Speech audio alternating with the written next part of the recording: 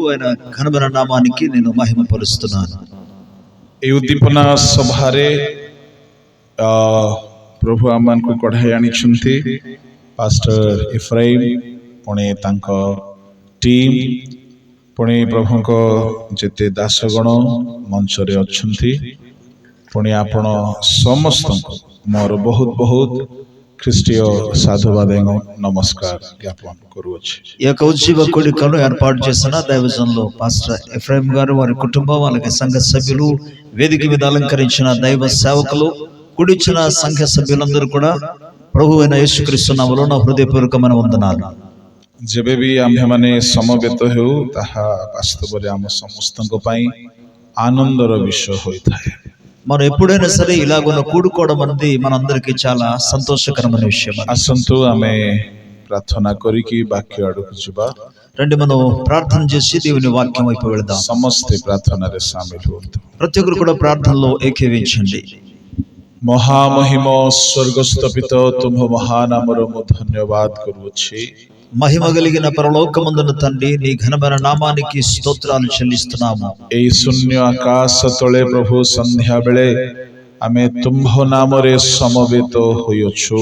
ప్రభా, ఈ ఆకాశం క్రింద ప్రభా నాయన యొక్క సమయం ముందు నీ సన్నిధానములో నీ నామాన్ని బట్టి మేము కూడి ఉన్నాము. ଯେଉଁ ଉଦ୍ଦେଶ୍ୟରେ ଉଦ୍ଦୀପନା ସଭା ରଖାଯାଇଅଛି ତାହା ସାର୍ଥକ ହେଉ. ఏ ఉద్దేశంతో అయితే ప్రభా ఈ ఉజ్జీవ కూడికను ఏర్పాటు చేశారో అది సఫలమగును గాక. ପ୍ରତ୍ୟେକଙ୍କ ସହିତ ତୁମ୍ଭେ ଆଳାପ କର. ప్రభా, ప్రతి ఒక్కరితో మీరు మాట్లాడమని ప్రార్థిస్తున్నాను. এই ସନ୍ଧ୍ୟା ତୁମ୍ଭ ସହିତ ସାକ୍ଷାତ କରିବାର ସନ୍ଧ୍ୟା ହେଉ. ప్రభా, ఈ సాయంకాల వేళ నీతో దర్శించగలిగిన సాయంకాల వేళగా ఉండును గాక. ସମସ୍ତ ପ୍ରତିବନ୍ଧକ ଯୀଶୁଙ୍କ ନାମରେ ଦୂର. ప్రతి విధమైన ఆటంక శక్తులు యేసు ప్రభు నామములో దూరమగును గాక. ప్రభు తుంభే ఠారే గమనాగమన కర.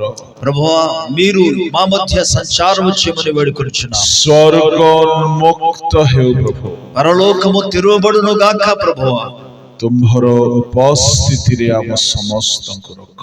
ప్రభువా, నీ యొక్క సన్నిధితో మమ్మల్ని కూడా ఉంచమని వేడుకుంటున్నాను. తుంభ ఠారే సమర్పిత హోయి ప్రార్థన యీశుଙ୍କ నామରେ మాగి నీ సన్నిధానములో సమర్పించుకొని ప్రార్థన యేసు నామములో అడుగుచున్నాము తండ్రి.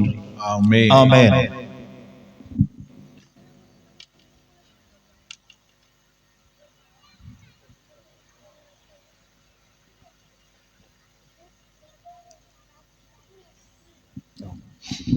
హల్లెలూయా. హల్లెలూయాకు తర్జమా ఉండదు, చెప్పవచ్చు అందరూ హల్లెలూయా. ସମସ୍ତେ ଆଉ ଥରେ କହିବା హల్లెలూయా. హల్లెలూయా. ପଡୋଶୀ ଲୋକ ସହିତ ଏମିତି ହାତ ମିଶନ୍ତୁ, పొరుగు వారితో చేతులు కలపండి. ଆଉ କୁହନ୍ତୁ, ଆଜି ପ୍ରଭୁ ଆପଣଙ୍କ ପାଇଁ ବାକ୍ୟ ଦେବେ. చెప్పండి, ఈ రోజు దేవుడు మీకు వాక్యం ఇవ్వబోతున్నాడు. ପ୍ରଭୁ ଆପଣଙ୍କୁ ନିଶ୍ଚୟ ବାକ୍ୟ ଦେବେ. దేవుడు నిశ్చయముగా మీకు వాక్యం ఇస్తాడు. ଆଜିର ବାକ୍ୟ ଆପଣଙ୍କ ପାଇଁ ହେବ. ఈ రోజు వాక్యం కేవలం మీ కొరకు మాత్రమే. ଆସନ୍ତୁ ଆମେ ଶାସ୍ତ୍ର ମଧ୍ୟକୁ ଯିବା. రండి మన దేవుని యొక్క వాక్యంలోనికి వెళదాం. କେହି ଏଣେ ତେଣେ ହେବେ ନାହିଁ. దయచేసి ఎవరు ఇటు అటు కదలవద్దు, କେହି କଥାବାର୍ତ୍ତା ହେବେ ନାହିଁ. ఎవరు మాట్లాడవద్దు. ଆମେ ବହୁତ ମୂଲ୍ୟବାନ ସମୟରେ ଅଛୁ, ଆଉ କମ ସମୟ ମଧ୍ୟ ଆମ ହାତରେ ଅଛି. మన దగ్గర చాలా కొద్ది సమయం ఉంది, అలాగే అతి అమూల్యమైన ఒక సమయానికి మనం వచ్చున్నాం. ପ୍ରଭୁ ଯୀଶୁ ଖ୍ରୀଷ୍ଟ ନିଜକୁ ଏକ ଗୃହପାଳିତ ପକ୍ଷୀ ସହିତ ତୁଳନା କଲେ. యేసుక్రీస్తు ప్రభు తనంతట తాను ఒక కుటుంబాన్ని పరిపాలించగలిగిన పక్షితో ఆయన పోల్చుకున్నాడు.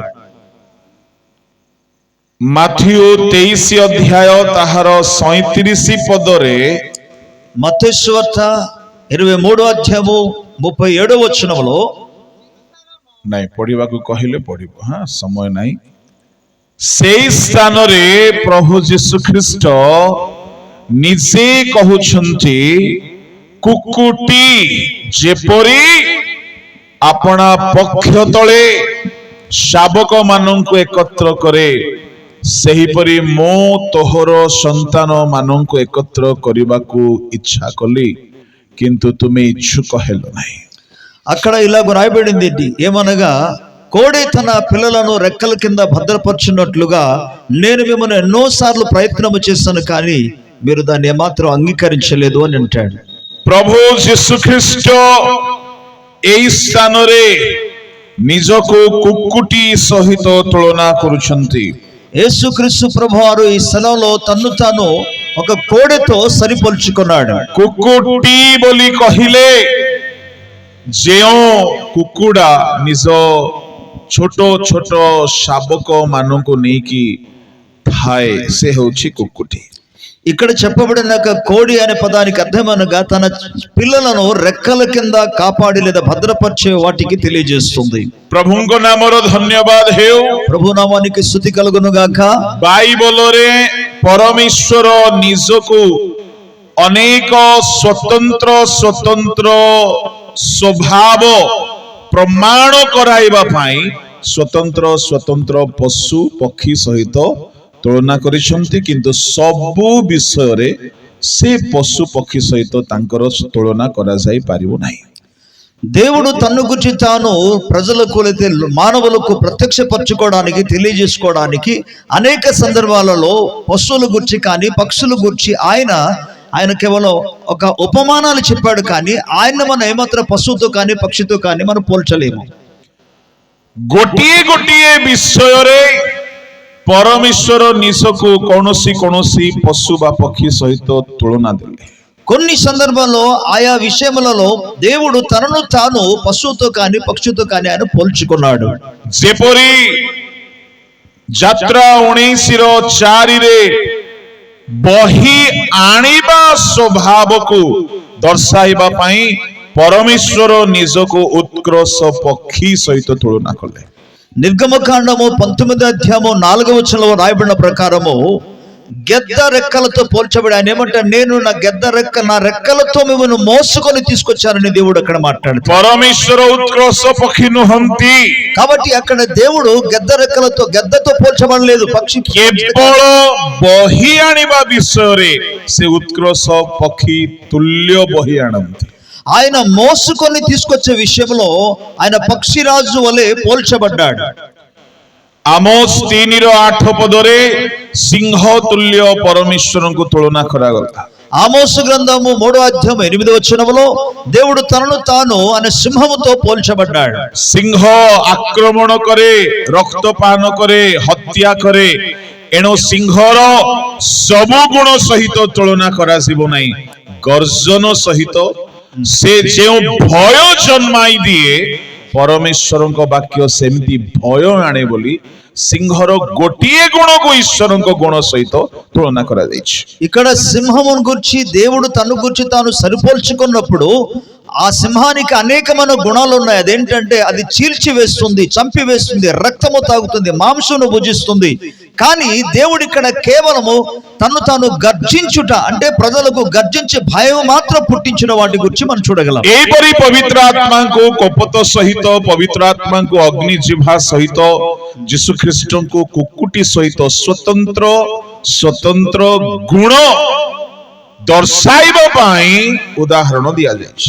అలాగే పరిశుద్ధాత్మను గురించి మనం చూస్తే పరిశుద్ధాత్మ అగ్ని నాలుక వలె, అలాగే పావురం వలె రకరకాల రీతిగా ఆయన గురించి చెప్పబడింది।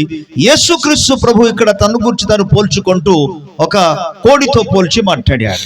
ଆଜି ଆମେ ଦେଖିବା ଯୀଶୁ ଖ୍ରୀଷ୍ଟ କେଉଁ ପ୍ରକାରେ ଏକ କୁକୁଟି ତୁଲ୍ୟ କର୍ମ କରନ୍ତି। యేసుక్రీస్తు ప్రభు ఏ విధముగా ఆయన ఒక కోడె వలె ఆయన పని చేస్తున్నాడో వాటిని గురించి ఈ రోజు మనం చూసుకుందాం। এই ସ୍ଥାନରେ କୁକୁଟିର ସବୁ ଗୁଣକୁ ନିଆଯାଇ ପାରିବ ନାହିଁ। ఇక్కడ కోడెకున్న అన్ని రకాల గుణాలన్నీ కూడా మనం ఇప్పుడు తీసుకోలేము, కానీ କେବଳ 2 ଗୁଣ ଯାହା ଯୀଶୁଙ୍କ ଗୁଣ ଅଟେ କୁକୁଟି ଠାରେ ଦେଖାଦିଏ। కేవలం 2 రకాల స్వభావము ఆ కోడెలో ఉన్న వాటిని గురించి మనం చూడగలం। କଣ ସେ 2 ଗୁଣ? ఏంటి ఆ 2 రకాల గుణం లేదా స్వభావము? ଦେଖିବା ଟିକେ ପରେ మనం దాని గురించి మనం చూద్దాం। ଆମେ ସମସ୍ତେ ଗ୍ରାମାଞ୍ଚଳର ଲୋକମାନେ ଏଠାରେ ଅଛୁ।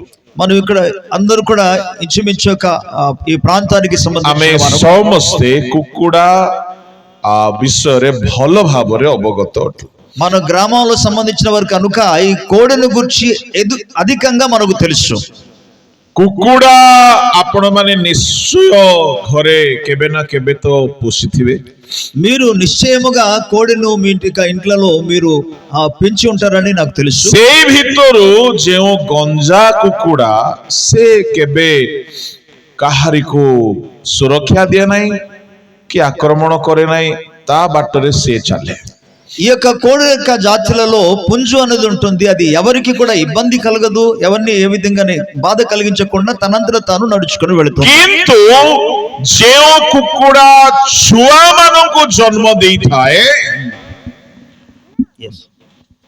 కానీ ఏ కోడి అయితే తన పిల్లలను పెడుతుందో ସେ ଯେତେବେଳେ ଛୁଆ ମାନଙ୍କୁ ନେଇକି ବାହାରେ ఆ పిల్లలను పట్టుకొని అది బయటికి వెళుతుంది, ତା ଆଖ ପାଖରେ ଯିବା ବିପଦ ସହିତ ଖେଳିବା ଅଟେ। అది ఎలా ఉంటుందంటే సమీపములో ఉన్న ఆపదతో అది ఆట ఆడునట్టుగా ఉంటుంది. ଆପଣ ମାନେ କେତେ ଜଣ ଘରେ କେବେ ନା କେବେ କୁକୁଡ଼ା ପୋଷିଛନ୍ତି? ଟିକେ ହାତ ଉଠେଇବେ କି? మీలో ఎంతమంది కోళ్లు పెంచుకున్న వాళ్ళు ఉన్నారు? ఒకసారి మీ చేయి పైకి ఎత్తుతారా? ହାତ ଉଠାନ୍ତୁ ଯୋଉମାନେ ପୋଷିଛନ୍ତି। ఎవరైతే పెంచుకున్నారో వాళ్ళు అలాంటి వారి చేయి పైకి ఎత్తచ్చు. ଆପଣ ମାନେ ତାହାର ନିଶ୍ଚୟ ଅନୁଭବୀ ଥିବେ। అలాగైతే మీరు నిశ్చయముగా వాటి అనుభవం మీకు ఉంటుంది. ଆମେ କୁକୁଡ଼ାକୁ ଆଣିକି ପୋଷିବୁ, మనము కోళ్లను తీసుకొచ్చి పెంచుతాము, ତା ପାଇଁ ଗୋଟେ ଘର ବନାଇବୁ, వాటి కొరకు ఒక చిన్న గూడు లేదా ఒక ఇల్లు నిర్మాణం ଆଉ ସେ చేస్తారు. ଘରକୁ କଣ ବୋଲି କହନ୍ତି? ఆ యొక్క ఇంటికి ఏమని పేరు పెడతారు? କଣ କହନ୍ତି? ଗୁଡା। ଏଇଟା ହଉଛି ଲୋକାଲ ଶବ୍ଦ। సరే, కరెక్ట్ వర్డ్ వల్ల ଆମେ ତାକୁ କିଣିକି ଆଣିକି ପୋଷିବୁ, మనము దానేమో కొనేసి తీసుకొచ్చేసి మనం పెంచుతాము, ତା ପାଇଁ ଗୋଟେ ଘର ତିଆରି କରିବୁ, వాటి కోసం ఒక ఇల్లు లేదా గూడు మనం తయారు ତାକୁ చేస్తాము, ସବୁଦିନ ଆମ ଖାଦ୍ୟରୁ ଟିକେ ଟିକେ ଖୁଦ ଚାଉଳ ଦେବୁ, ప్రతి రోజు కూడా మనం భుజిస్తున్న ఆహారం నుండి కొంత ఆహారం వాటికి ତାକୁ ఇస్తాము. ବିଲୁଆ ସାପ ଶତ୍ରୁ ଦାଉରୁ ରକ୍ଷା କରିବୁ, అంతేకాకుండా అనేక సార్లు పిల్లి కావచ్చు, పాము వాటి నుండి వాటిని కాపాడుతాము. ସେ କେବେ ହେଲେ ଭଡା ଦେବ ନାହିଁ, ସେମିତି ସେ ଘରେ ରହିବ। అది ఎన్నడూ కూడా ఈ యొక్క అద్దె కట్టదు, కానీ అది హాయిగా మాత్రం ఉంటుంది. ଯେତେବେଳେ ତାର ଅଣ୍ଡା ହେଇଯାଏ, దానికి ఎప్పుడైతే గుడ్డు వస్తుందో, ଯେତେବେଳେ ଛୁଆ ଜନ୍ମ କରେ, ఆ గుడ్లలో నుండి ఎప్పుడైతే పిల్లలు బయటకు వస్తాయో, ସେତେବେଳେ ସେ ଆପଣଙ୍କୁ ମଧ୍ୟ ସେ ଚିହ୍ନିବ ନାହିଁ। ఆ సమయంలో నిన్ను కూడా అసలు పోల్చదు. ସେତେବେଳେ ସେ କେବଳ ତା ଛୁଆ ମାନଙ୍କୁ ହିଁ ଚିହ୍ନେ। అది ఆ సందర్భాల్లో కేవలం తన బిడ్డలను మాత్రం గుర్తు పెడుతుంది. ଆପଣ କେତେ ଖୁଦ ଦିଅନ୍ତୁ, ଆପଣ ଯଦି ତାର ଛୁଆ ମାନଙ୍କ ପାଖକୁ ଗଲେ କଲା ବୋଲି କହିଲେ, ଏମିତି ଗୋଟେ ଚୁମ୍ବନ ଦେବ ଯେ ଆପଣ ଟିଟନେସ୍ ନେବାକୁ ପଡିପାରେ, ନିମୋସ୍ଲାଇଡ୍ ନେବାକୁ ପଡିପାରେ, ବ୍ୟାଣ୍ଡେଡ୍ ଲଗେଇବାକୁ ପଡିପାରେ, ଔଷଧ ଖାଇବାକୁ ପଡିପାରେ, ଦରକାର ପଡିଲେ ପାରାସିଟାମଲ ବି ନେବାକୁ ପଡିପାରେ। ଏମିତି ହେଇଯାଏ ସିଏ। ଆପଣଙ୍କୁ ସେ ସେତେବେଳକୁ ବିଲକୁଲ ବି ଚିହ୍ନିବ ନାହିଁ। କେବଳ ତାର ଛୁଆ ମାନଙ୍କର ସୁରକ୍ଷା ତାର ଫର୍ଷ୍ଟ ପ୍ରାୟୋରିଟି ହେଇକି ଥାଏ। తన పిల్లలను పెట్టిన తర్వాత ఒకవేళ ఎవరైనా సరే వాటి మీదికి వచ్చితే చాలా ప్రమాదకర విషయం ఏంటంటే, అది ఏమాత్రం కూడా నిన్ను పోల్చదు. నీవే పెంచినా సరే నీ గురించి అసలు పట్టించుకోదు, కానీ అది కేకలు వేస్తూ ఎవరైతే వాటి మీదకి వస్తారో వారి మీదకి వచ్చి వారిని అది పూర్తిగా చీల్చడానికి అలాగే కొట్టడానికి ప్రయత్నం చేస్తారు. అది ఒకవేళ కొడితే ఏమవుతుందంటే కొన్ని సందర్భాల్లో నీకు గాయమవుతుంది. వాటి మూలంగా మెడిసిన్ తీసుకోవాల్సిన పరిస్థితిలోనికి వెళ్తారు. ଆପଣ ତାକୁ ଏତେ ବର୍ଷରୁ ପୋଷିଛନ୍ତି, କିନ୍ତୁ ଛୁଆ ହେଇଗଲା ପରେ ସେ ଆପଣଙ୍କୁ ମଧ୍ୟ ବିଶ୍ୱାସ କରୁନାହିଁ। ఎన్నో సంవత్సరం నుండి వాటిని మీరు పెంచినప్పటికీ కూడా వాటికి పిల్లలు కలిగిన తర్వాత నిన్ను కూడా అది ఏమాత్రం ଆପଣ ଦେଲେ ସେ ଖାଇବ, କିନ୍ତୁ ତା ଛୁଆ ପାଖକୁ ଗଲେ ସେ ମଗିବ ନାହିଁ। మీరు ఇస్తే అది తింటుంది, కానీ తన బిడ్డల వైపు వెళ్ళారనుకోండి, పిల్లల వైపు, అది ఏమాత్రం కూడా ఆగదు. ଆପଣ ତାକୁ ଏ ପର୍ଯ୍ୟନ୍ତ ଯତ୍ନ ନେଇକି ଆସିଥିଲେ, ସେ ଛୁଆ ପାଖକୁ ଗଲେ ସେ ଆପଣଙ୍କୁ ବିଶ୍ୱାସ ଭରସା କରିବ ନାହିଁ। ଛୁଆର ସୁରକ୍ଷା ତାହାର ପ୍ରଥମ ପ୍ରାୟୋରିଟି ଅଟେ। మీరు అప్పటి నుండి ఎంతగా మీరు పోషించి పెంచి తీసుకొచ్చినప్పుడు కూడా మిమ్మల్ని గురించి ఏమాత్రం పట్టించుకోకుండా కేవలం తన బిడ్డల కాపుదల కొరకు మాత్రము అది ప్రయత్నం చేస్తుంది. ఏడు ଯୀଶୁ ଖ୍ରୀଷ୍ଟ ନିଜକୁ କୁକୁଟି ସହିତ ତୁଳନା କରୁଛନ୍ତି। అందుకే యేసు ప్రభు వారు తన్ను తాను ఒక కోడెతో పోల్చుకున్నాడు। ଦୁଇ ଗୋଟି ବିଷୟକୁ ନେଇକି రెండు విషయాల గురించి అది పట్టించుకుంటుంది। ସେ କହିଲେ గో జెరూసలేం గో జెరూసలేం। ఆయన అంటాడు ఓ యెరూషలేమా ఓ యెరూషలేమా ତୁ ଆପଣ ଭାବବାଦୀ ପ୍ରେରିତ ମାନଙ୍କୁ ପ୍ରସ୍ତରାଘାତ କଲୁ। నువ్వు ప్రవక్తలను నువ్వు చంపిన దానవు। କୁକୁଟି ଯେପରି ଆପଣା ପକ୍ଷ ତଳେ ଶାବକ ମାନଙ୍କୁ ଏକତ୍ର କରେ ସେପରି ମୁଁ ଏକତ୍ର କରିବାକୁ କେତେ ଥର ଇଚ୍ଛା କଲି। కోడి తన పిల్లలను రెక్కల కింద ఎలాగూ చేర్చుకొనునో అలాగే నేను నీ పిల్లలను ఎన్నో మార్లు చేర్చుకొనుటకు ప్రయత్నము చేసి తిని అంటున్నాడు। ତାମାନେ ପ୍ରଥମ ବିଷୟ ଯୀଶୁ ଯାହା ନିଜ ଲୋକମାନଙ୍କ ପାଇଁ ଚାହିଁଲେ ତାହା ଥିଲା ଏକତା। మొదటి విషయం అనగా యేసుక్రీస్తు ప్రభు తన ప్రజల గురించి కలిగి ఉన్న ముఖ్య ఉద్దేశం ఏంటంటే ఐక్యత। କିନ୍ତୁ ଏକତା ପୂର୍ବରୁ ସେ ଚାହୁଁଥିଲେ ପକ୍ଷ ତଳେ ସମସ୍ତଙ୍କୁ ସୁରକ୍ଷା। ఈ ఐక్యతకు ముందుగా ఆయన కోరుకున్నది ఏంటంటే ప్రతి ఒక్కరికి కూడా కాపుదల సంరక్షణ ఇవ్వాలి। ତାହେଲେ ଆଜି ବି ପ୍ରଭୁ ଯୀଶୁ ଚାହୁଁଛନ୍ତି ଆମ ସମସ୍ତଙ୍କର ଏକତା ରହୁ ଏବଂ ଆମ ସମସ୍ତେ ସୁରକ୍ଷିତ ରହୁ। ఈనాడు కూడా దేవుడు కోరుకుంటున్న విషయం ఏంటంటే మనమందరం కూడా ఐక్యత కలిగి ఉండాలి, అలాగే మనం సురక్షితముగా ఉండాలనేది ప్రభు। ପ୍ରଭୁଙ୍କ ଲୋକମାନେ କେମିତି ଆମେ ସୁରକ୍ଷିତ ହେବା, କେମିତି ଆମେ ଏକ ହେବା। ప్రియమైన దేవుని ప్రజలారా ఎలాగున మనం ఐక్యము కలిగి ఉండగలము, ఎలాగున మనం సురక్షిత కలిగి ఉండగలిగాం। এই পদକୁ ପଢିଲେ ଲାଗୁଛି ଯୀଶୁ ଖ୍ରୀଷ୍ଟ ଏକ କରିପାରିଲେ ନାହିଁ, ସାର୍ଥକ ହେଲେ ନାହିଁ ପରି ଲାଗୁଛି। ఈ వచనం చదివినప్పుడు ఏమనిపిస్తుందంటే ఆయన ఐక్యపరచలేకపోయాడని, దాన్ని సాధించలేకపోయాడనే విషయాన్ని మనకు అర్థమవుతుంది। କାହିଁକି ସେ କହୁଛନ୍ତି ମୁଁ ଇଚ୍ଛା କଲି ତୁମେ ଇଚ୍ଛୁକ ହେଲ ନାହିଁ। ఎందుకంటే ఏమంటే నేను అనేక మార్లు మిమ్మల్ని ఐక్యపరచడానికి ప్రయత్నం చేశాను కానీ మీరు దానికి లోబడలేదు అన్నాడు। ଆମ ପ୍ରଭୁ ଯୀଶୁ କେବେ ବି ହାରନ୍ତି ନାହିଁ। అయితే మన ప్రభు అయిన యేసు ఎన్నడూ కూడా ఓడిపోడు, ఓటమి పాలు। ସେ 3.5 ବର୍ଷ କାଳ ଇଚ୍ଛା କଲେ ଇସ୍ରାଏଲୀୟ ମାନଙ୍କୁ ଏକ କରିବା ପାଇଁ, ସୁରକ୍ଷା ଦେବା ପାଇଁ, କିନ୍ତୁ ଇସ୍ରାଏଲୀୟ ମାନେ ଇଚ୍ଛା କଲେ ନାହିଁ। ఆయన 3.5 సంవత్సరాలు ఇజ్రాయెల్ ప్రజలందరూ కూడా ఐక్యపరచడానికి ప్రయత్నము చేశారు కానీ వారు ఏమాత్రము కూడా దాన్ని వారు లోబడలేకపోయారు। କିନ୍ତୁ ଯୀଶୁଙ୍କର ମିଶନ ଅନସକ୍ସେସ ହେଇକି ରହି ନାହିଁ। అయితే యేసు ప్రభు వారి యొక్క పరిచర్య ఆ సఫలము లేకుండా లేక ఓటమి పాలమై ఆగిపోలేదు। ସେ ସାର୍ଥକ ହେଲେ, ఆయన విజయము సాధించాడు, ସେ ସଫଳ ହେଲେ, ఆయన సాఫల్యమును పొందుకున్నాడు। ସେ ଆପଣା ପକ୍ଷ ତଳେ ସମସ୍ତଙ୍କୁ ଏକ କରିପାରିଲେ।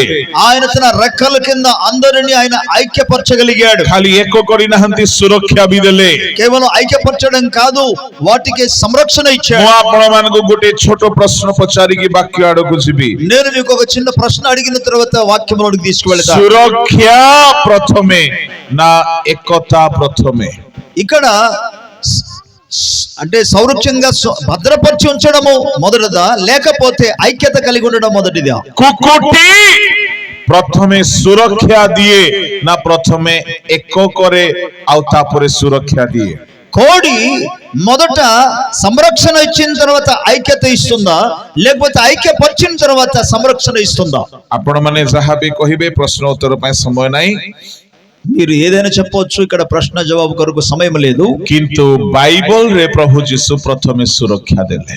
అయితే పరిశుద్ధ గ్రంథములో యేసు ప్రభు మొదట సంరక్షణ ఇచ్చాడు। ଯଦି ସୁରକ୍ଷା ନାହିଁ ତ ଏକତା ଆସିପାରିବ ନାହିଁ। సంరక్షణ లేకపోతే లేదా భద్రత లేకపోతే ఐక్యత అనేది రాదు। ପ୍ରଭୁ ଯୀଶୁ ଖ୍ରୀଷ୍ଟ ଏକତାକୁ ଲକ୍ଷ୍ୟ ରଖିକି ସବୁ କାମ କଲେ। యేసుక్రీస్తు ప్రభు ఐక్యత మీద దృష్టి ఉంచి ఈ కార్యములను చేశాడు। ଏକତା 3 ଭାଗରେ ବିଭକ୍ତ ଅଟେ। పిల్లల ఐక్యత 3 భాగాలుగా విభజించబడినది। ଏଟାକୁ ମନ ଦେଇକି ଶୁଣିବେ।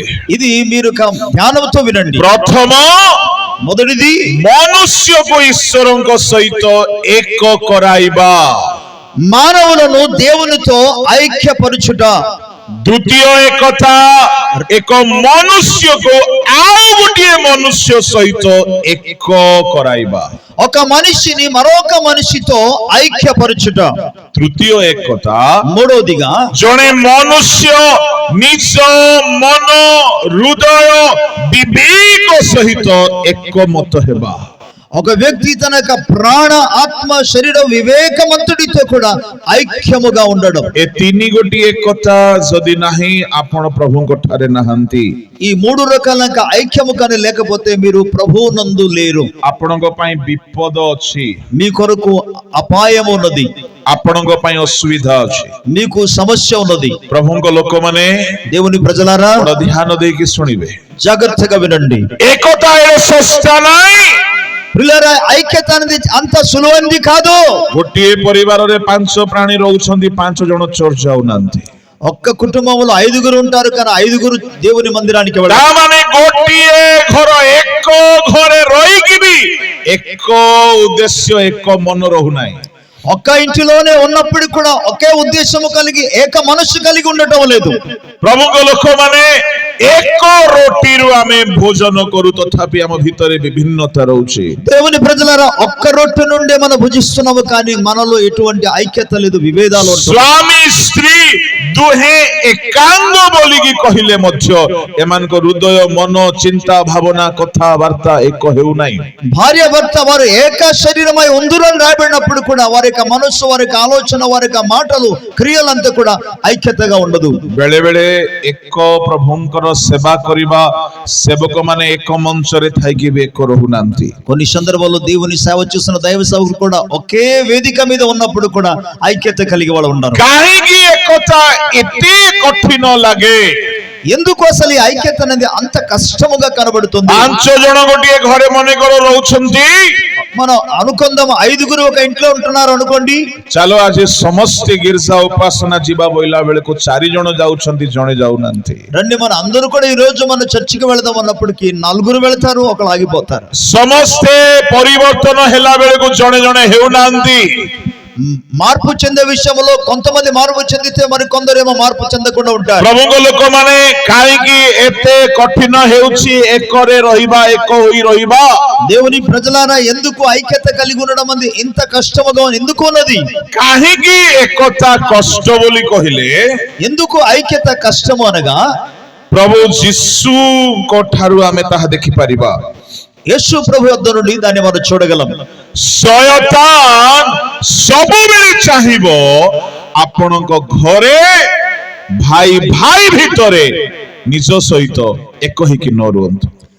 అపవాది లేదా సాతానుడు ఎల్లప్పుడూ ఆయన కోరుకున్నది ఏంటంటే అన్నదమ్ముల మధ్య కానీ అక్క చెల్లెల మధ్య కానీ వారి అన్నడు కూడా ఐక్యము కలిగి ఉండకూడదు। ଆମେ ଏକ ଥିଲା ପରି ଲାଗୁଥିବ, మనం కలిసి ఉన్నట్టుగానే కనబడుతుంటది। ଆମେ ସମସ୍ତଙ୍କୁ ଦେଖିଲେ ଫଟୋରେ ଏକ ପରି ଲାଗୁଥିବ।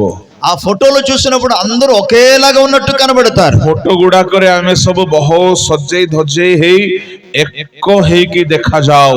ఈ ఫోటోలు తీసినప్పుడు అందరూ కూడా మనల్ని సర్దుకొని చాలా మంచిగా ఐక్యతగా ఉన్నట్టుగా కనబడతారు। ଆଉ ଆପଣ ଦେଖୁଥିବେ ସ୍ୱାମୀ ସ୍ତ୍ରୀ ମାନେ ଏମିତି ଫଟୋ ଉଠେଇଥିବେ, భార్య భర్తలు ఇలాగున్న కలిసి వారు ఫోటో తీసుకుంటారు। ହେଲେ ଏମିତି ଥାଇକି ମଧ୍ୟ ସ୍ୱାମୀର ମନ ଅଲଗା ଆଡେ ଥିବ, ସ୍ତ୍ରୀର ମନ ଅଲଗା ଆଡେ ଥିବ।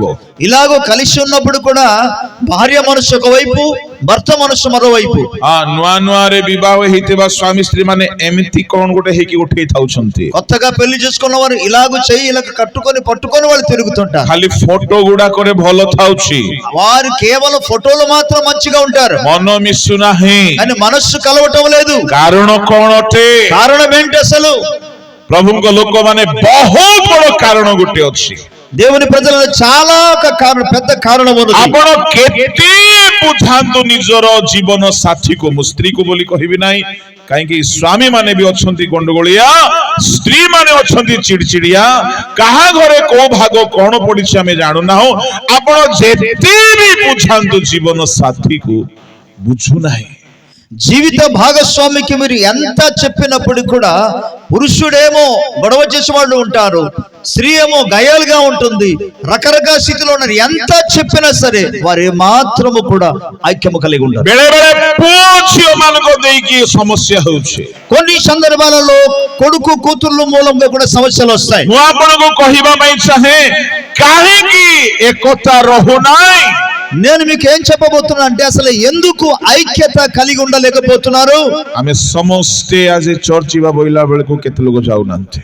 మనమందరూ ఈ రోజు చర్చికి వెళదాం అన్నప్పుడు కొందరు వెళ్ళరు. ଆମେ ସମସ୍ତେ ଆଜି ଘରେ ପ୍ରାର୍ଥନା କରିବା ବୋଇଲା ବେଳକୁ କେହି କେହି ରହୁନାହାନ୍ତି। ఈ రోజు అందరూ మనం ఇంట్లో ప్రార్థన చేసుకుందామంటే కొందరు ఉండరు. ଆମେ ସମସ୍ତେ କିଛି ପ୍ରଭୁଙ୍କ ପାଇଁ କାମ କରିବା ବୋଇଲା ବେଳକୁ କେତେ ଲୋକ ମନା କରୁଛନ୍ତି। మీరు మనం అందరూ కలిసి దేవుని కొరకు పని చేద్దామంటే కొంతమంది దాన్ని వద్దంటారు. ଆଉ ଏମିତି ହେଇଯାଉଛି ଯେ ଘରେ ବିବାଦ ହେଇଯାଉଛି। కొన్ని సందర్భాల్లో ఆ కారణాన్ని బట్టి గొడవలు కూడా అయిపోతాయి. ବିବାଦ ବଢିଗଲା ପରେ 2-3ଟା ଚର୍ଚ୍ଚକୁ ପରିବାର ଲୋକ ଯାଉଛନ୍ତି। ఇక వారి మధ్య తగాదాలు వచ్చిన తర్వాత ఒక్క ఇంట్లో ఉన్న వారు 2-3 କଥାବାର୍ତ୍ତା ହେଉନାହାନ୍ତି, ఒకరితో ఒకరు మాట్లాడరు, ପରସ୍ପର ବିରୁଦ୍ଧରେ ରହୁଛନ୍ତି, ఒకరికి వ్యతిరేకంగా ఒకరు ఉంటారు, ଦରକାର ପଡିଲେ ଶତ୍ରୁ ହେଇକି ରହୁଛନ୍ତି, అవకాశం వస్తే ఒకరికొకరు శత్రుగా ఉంటారు, କ୍ଷତି କରିବା ପାଇଁ ଚାହୁଁଛନ୍ତି। ఇతరులు హాని చేయడానికి ఇష్టపడతారు. ପ୍ରଭୁଙ୍କ ଲୋକମାନେ ଏତେ ଭୟଙ୍କର ହେଇଯାଉଛି ଯେ ପରିଶେଷରେ ମରା କଟା ହଣା ଆଡକୁ ପଳଉଛି। దేవుని ప్రజలారా ఎంత భయంకరంగా మారిపోతున్నారంటే ఒకరినొకరు కొట్టుకోవడం అలాగే చంపుకోవడం స్థితిలోని కూడా ସ୍ୱାମୀ ସ୍ତ୍ରୀ ଛାଡପତ୍ର ଆଡକୁ ପଳଉଛନ୍ତି, అలాగే భార్య భర్తలు విడాకులు తీసుకునే పరిస్థితి, ମଣ୍ଡଳୀ ଭାଗ ଭାଗ ହେଇଯାଉଛି, సంఘాలేమో వేరు వేరు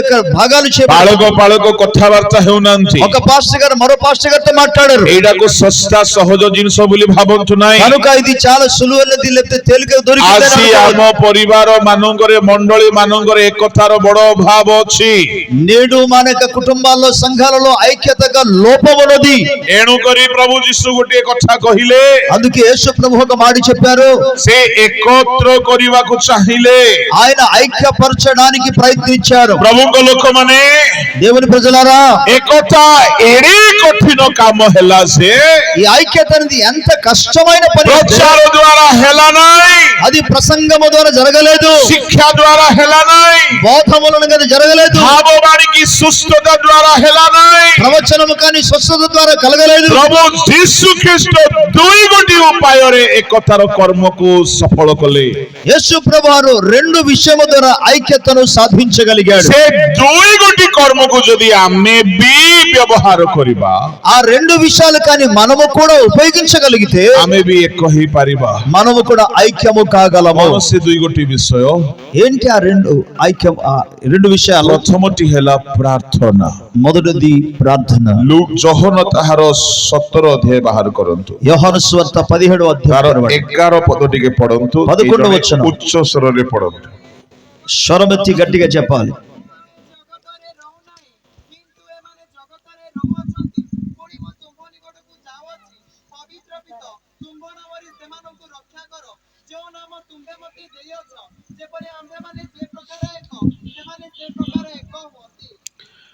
ପ୍ରଭୁ ଯୀଶୁ ଖ୍ରୀଷ୍ଟ ବାଇବଲରେ ଅନେକ ସ୍ଥାନରେ ପ୍ରାର୍ଥନା ନିଜେ କରିଛନ୍ତି, ଶିଖେଇଛନ୍ତି। ଏମିତି କିଛି କିଛି ଘଟଣା ଅଛି। పరిశుద్ధ గ్రంథమందు యేసుక్రీస్తు ప్రభువారు అనేక సందర్భాలలో తాను సొంతగా ప్రార్థన చేశారు, అలాగే ప్రార్థన నేర్పించారు. ఇటువంటి సందర్భాలు చూడగలం. ଆଉ ଗେସିମନୀରେ କରିଛନ୍ତି, ପର୍ବତରେ କରିଛନ୍ତି, ଆଉ ଶିଷ୍ୟମାନଙ୍କୁ ଶିଖାଇଛନ୍ତି, ପୁଣି ଏଇ ଜାଗାରେ ଗୋଟିଏ ସ୍ୱତନ୍ତ୍ର ପ୍ରାର୍ଥନା ସେ କରୁଛନ୍ତି। గెత్సేమనీ తోటలో ఆయన ప్రార్థన చేశారు, ఒలీవల కొండ మీద ప్రార్థన చేశారు, అలాగే శిష్యులకు కూడా ఆయన ప్రార్థన నేర్పించారు. ఇక్కడ ఆయన చేసిన ప్రార్థన కూడా చూడగలం. తన్మధ్యରୁ 2 ପ୍ରାର୍ଥନାରେ ସେ ଏକତାକୁ ବଡ଼ ଜୋର ଦେଇକି ପ୍ରାର୍ଥନା କରିଛନ୍ତି। వాటన్నిటిలో కూడా ఐక్యతను గురించి యేసు ప్రభువారు చాలా గట్టిగా ప్రార్థన చేయడం మనకు కనబడుతుంది. ଏଠାରେ ସେ କହୁଛନ୍ତି, ఇక్కడ ఆయన చెప్తున్నారు, ପିତା ମୁଁ ପ୍ରାର୍ଥନା କରୁଅଛି। ତାର 9 ପଦ ଯଦି ଆମେ ଦେଖିବା, 9వ వచనం మనం చూస్తే, ମୁଁ ପ୍ରାର୍ଥନା କରୁଅଛି। କୁହନ୍ତୁ, ପଢ ନାହିଁ ବାବୁ, ତମେର ତନ୍ଦରା ହୁଅ ନାହିଁ, ପଢ ବୋଇଲେ ପଢିବ। କୋଉଟା କାଟିବି କୋଉଟା କହିବି ବୋଲି ମୋର ଚିନ୍ତା ମତେ, ତୁମେ ଆମର ସମୟ ଖାଇବ କି? ବୋଲୋ ୟେଶୁ ମसीह की हालेलुया। హల్లెలూయా. ప్రభుଙ୍କ ନାମରେ ଧନ୍ୟବାଦ ହେଉ। ప్రభు నామానికి స్తుతి కలుగును గాక. ଯୀଶୁ ପ୍ରାର୍ଥନା କରୁଛନ୍ତି, యేసు ప్రార్థిస్తున్నారు. ଆଉ ପ୍ରାର୍ଥନା କରିକି ସେ କହୁଛନ୍ତି, ప్రార్థిస్తూ ఆయన ఏమంటున్నారంటే, ପିତା ତୁମ୍ଭ ନାମରେ ସେମାନଙ୍କୁ ରକ୍ଷା କର। తండ్రి నీ నామమందు వారిని కాపాడుము. ଯେପରି ଆମେ ଏକ ସେମାନେ ବି ଏକ ହେବେ. మనము ఏకమై ఉండులాగున వారు కూడా ఏకమై ఉండులాగున. ତା ମାନେ ଯୀଶୁ ଖ୍ରୀଷ୍ଟ ପ୍ରାର୍ଥନା କରିବାର ଦରକାର ପଡିଲା. అంటే యేసు ప్రభువు ఇక్కడ ప్రార్థన చేయవలసిన అవసరం పడింది. କଣ ଯୀଶୁଙ୍କର ପ୍ରାର୍ଥନା ବିଷୟ? యేసు ప్రభువు యొక్క ప్రార్థన విషయం ఏంటి? ఇక్కడ ଚାକିରି ନୁହେଁ, ఇక్కడ ఉద్యోగం కాదు, ବ୍ୟବସାୟ ନୁହେଁ, వ్యవసాయం కాదు, ବିବାହ ନୁହେଁ, పెళ్లి కాదు, ଧନ ସମ୍ପତ୍ତି ନୁହେଁ. ధన సంపాదన కాదు. ଯୀଶୁ ପ୍ରାର୍ଥନା କରୁଛନ୍ତି, యేసు ఇక్కడ ప్రార్థిస్తున్నారు, ପିତା ଏମାନଙ୍କୁ ରକ୍ଷା କର, తండ్రి వీరిని కాపాడము, ସେମିତି ଏମାନେ ଏକ ହେବେ. వారు ఐక్యముగా ఉన్నట్టుగా ଆଉ కాపాడు. ସେ ଏକ କାହା ତୁଲ୍ୟ ହେବେ? ఆ ఐక్యత ఎలాగుండాలి? ଆମେ ପିତା పుత్ర ପବିତ୍ର ଆତ୍ମା ସେମିତି ଏକ. తండ్రి కుమార పరిశుద్ధత ఎలాగో ఏకముగా ଆମ ఉన్నాము. ତିନି జଣଙ୍କର ମନ ଏକ, మన ముగ్గురు యొక్క మనస్సు ఒకటి, ଆମର ଶକ୍ତି ଏକ, మనకు శక్తి ఒకటి, ଆମର ସ୍ୱଭାବ ଏକ, మన స్వభావం ఏకమై, ଆମର ବୁଦ୍ଧି ଏକ, మనకు బుద్ధి ఏకమై, ଆମର ଉଦ୍ଦେଶ୍ୟ ଏକ, మనకు ఉద్దేశములు ఒకటి, ଆମର ମନ ଚିନ୍ତା ଭାବନା ଏକ. మనకు మనసు చింత అలాగే ఆలోచన ଆମେ ఒకటి. ତିନି ଜଣ ବ୍ୟକ୍ତି ଅଲଗା ଅଲଗା ହେଲେ ହେଁ ముగ్గురు వ్యక్తిత్వం వేరుగా ఉన్నప్పటికీ ପିତାର ସ୍ୱଭାବ, ପୁତ୍ରଙ୍କର ସ୍ୱଭାବ, ପବିତ୍ର ଆତ୍ମାଙ୍କର ସ୍ୱଭାବ ଏକ ଅଟେ. తండ్రి యొక్క స్వభావము, కుమారుని యొక్క స్వభావము, పరిశుద్ధాత్మ యొక్క స్వభావము ఏకమై ఉన్నది. ଯୀଶୁ ପ୍ରାର୍ଥନା କରୁଛନ୍ତି, యేసు ప్రార్థన చేస్తున్నారు, ସ୍ତ୍ରୀର ସ୍ୱଭାବ, ସ୍ୱାମୀର ସ୍ୱଭାବ, ପୁଅର ସ୍ୱଭାବ, ଝିଅର ସ୍ୱଭାବ ଏକ ହେଉ. భర్త యొక్క స్వభావము, భార్య యొక్క స్వభావము, అలాగే కుమారుని స్వభావము, కుమార్తె యొక్క స్వభావము ఏకముగా ఉండాలి. ତାମାନେ ଯୀଶୁଙ୍କୁ ଯଦି ପ୍ରାର୍ଥନା କରିବାର ଦରକାର ପଡିଲା, యేసు ప్రభువే వీటి కొరకు ప్రార్థన చేయవలసిన అవసరం ఉంటే ଆପଣଙ୍କୁ ଆଉ ମତେ କେତେ ଅଧିକ ପ୍ରାର୍ଥନା ନ ଦରକାର? నీవు నేను మనం ఇంకా ఎంత అధికముగా ప్రార్థన ଶିକ୍ଷା చేయాలి? ଦ୍ୱାରା ହେଲା ନାହିଁ. బోధ వలన జరగలేదు. ପ୍ରଭୁଙ୍କ ଲୋକମାନେ ଏକତା ଖାଲି ଶିକ୍ଷା ଦେଲେ ଆସିବ ନାହିଁ. దేవుని ప్రజలారా కేవలం బోధిస్తే ఐక్యత రాదు. ଯୀଶୁ ଖ୍ରୀଷ୍ଟ ପ୍ରାର୍ଥନା କଲେ, యేసు క్రీస్తు ఈ విషయంలో ଆଉ ప్రార్థించారు. ସେ ଶିଷ୍ୟ ମାନଙ୍କୁ ବି ଶିଖାଇଲେ, ఆయన శిష్యులకు కూడా ఈ ప్రార్థన ହେ నేర్పించారు. ଆମ୍ଭମାନଙ୍କ ସ୍ୱର୍ଗସ୍ଥ ପିତା, ତୁମ ନାମ ପବିତ୍ର ବୋଲି ମାନ୍ୟ ହଉ, ତୁମର ରାଜ୍ୟ ଆସୁ. ତାପରେ ପରେ ଗୋଟେ ଧାଡି ସେ କହୁଛନ୍ତି, ଯେପରି ସ୍ୱର୍ଗରେ ସେପରି ପୃଥିବୀରେ ତୁମର ଇଚ୍ଛା ସଫଳ ହେଉ. యేసు ప్రభు ప్రార్థన నేర్పిస్తూ పరలోకమందున నా తండ్రి మీ నామం పరిశుద్ధపరచబడునుగా కానీ రాజ్యం వచ్చునుగా కానీ చెప్పిన తర్వాత మూడో లైన్లు ఏమంటా అంటే, పరలోకమందు నీ చిత్తము ఎలాగో జరుగుచున్నదో భూమి యందు కూడా నీ చిత్తము అలాగున నెరవేర్చబడునుగా. ତାମାନେ ଏକତା ସ୍ୱର୍ଗରେ ଯେମିତି ପୃଥିବୀରେ ସେମିତି ସ୍ୱର୍ଗ ପୃଥିବୀ ଏକ ହେଉ. ఆ ఐక్యతను గురించి మాట్లాడుతూ ఏమంటారంటే, పరలోకమందు ఎటువంటి ఐక్యతగా ఉన్నదో భూలోకమందు కూడా అటువంటి ఐక్యత కలిగి ఉండాలి. ପ୍ରଭୁଙ୍କ ଲୋକମାନେ ପିତା ପୁତ୍ର ପବିତ୍ର ଆତ୍ମାଙ୍କର ଗୁଣ, କଥାବାର୍ତ୍ତା, ଚିନ୍ତା ଭାବନା, ଉଦ୍ଦେଶ୍ୟ ସବୁ ଏକ ଅଟେ.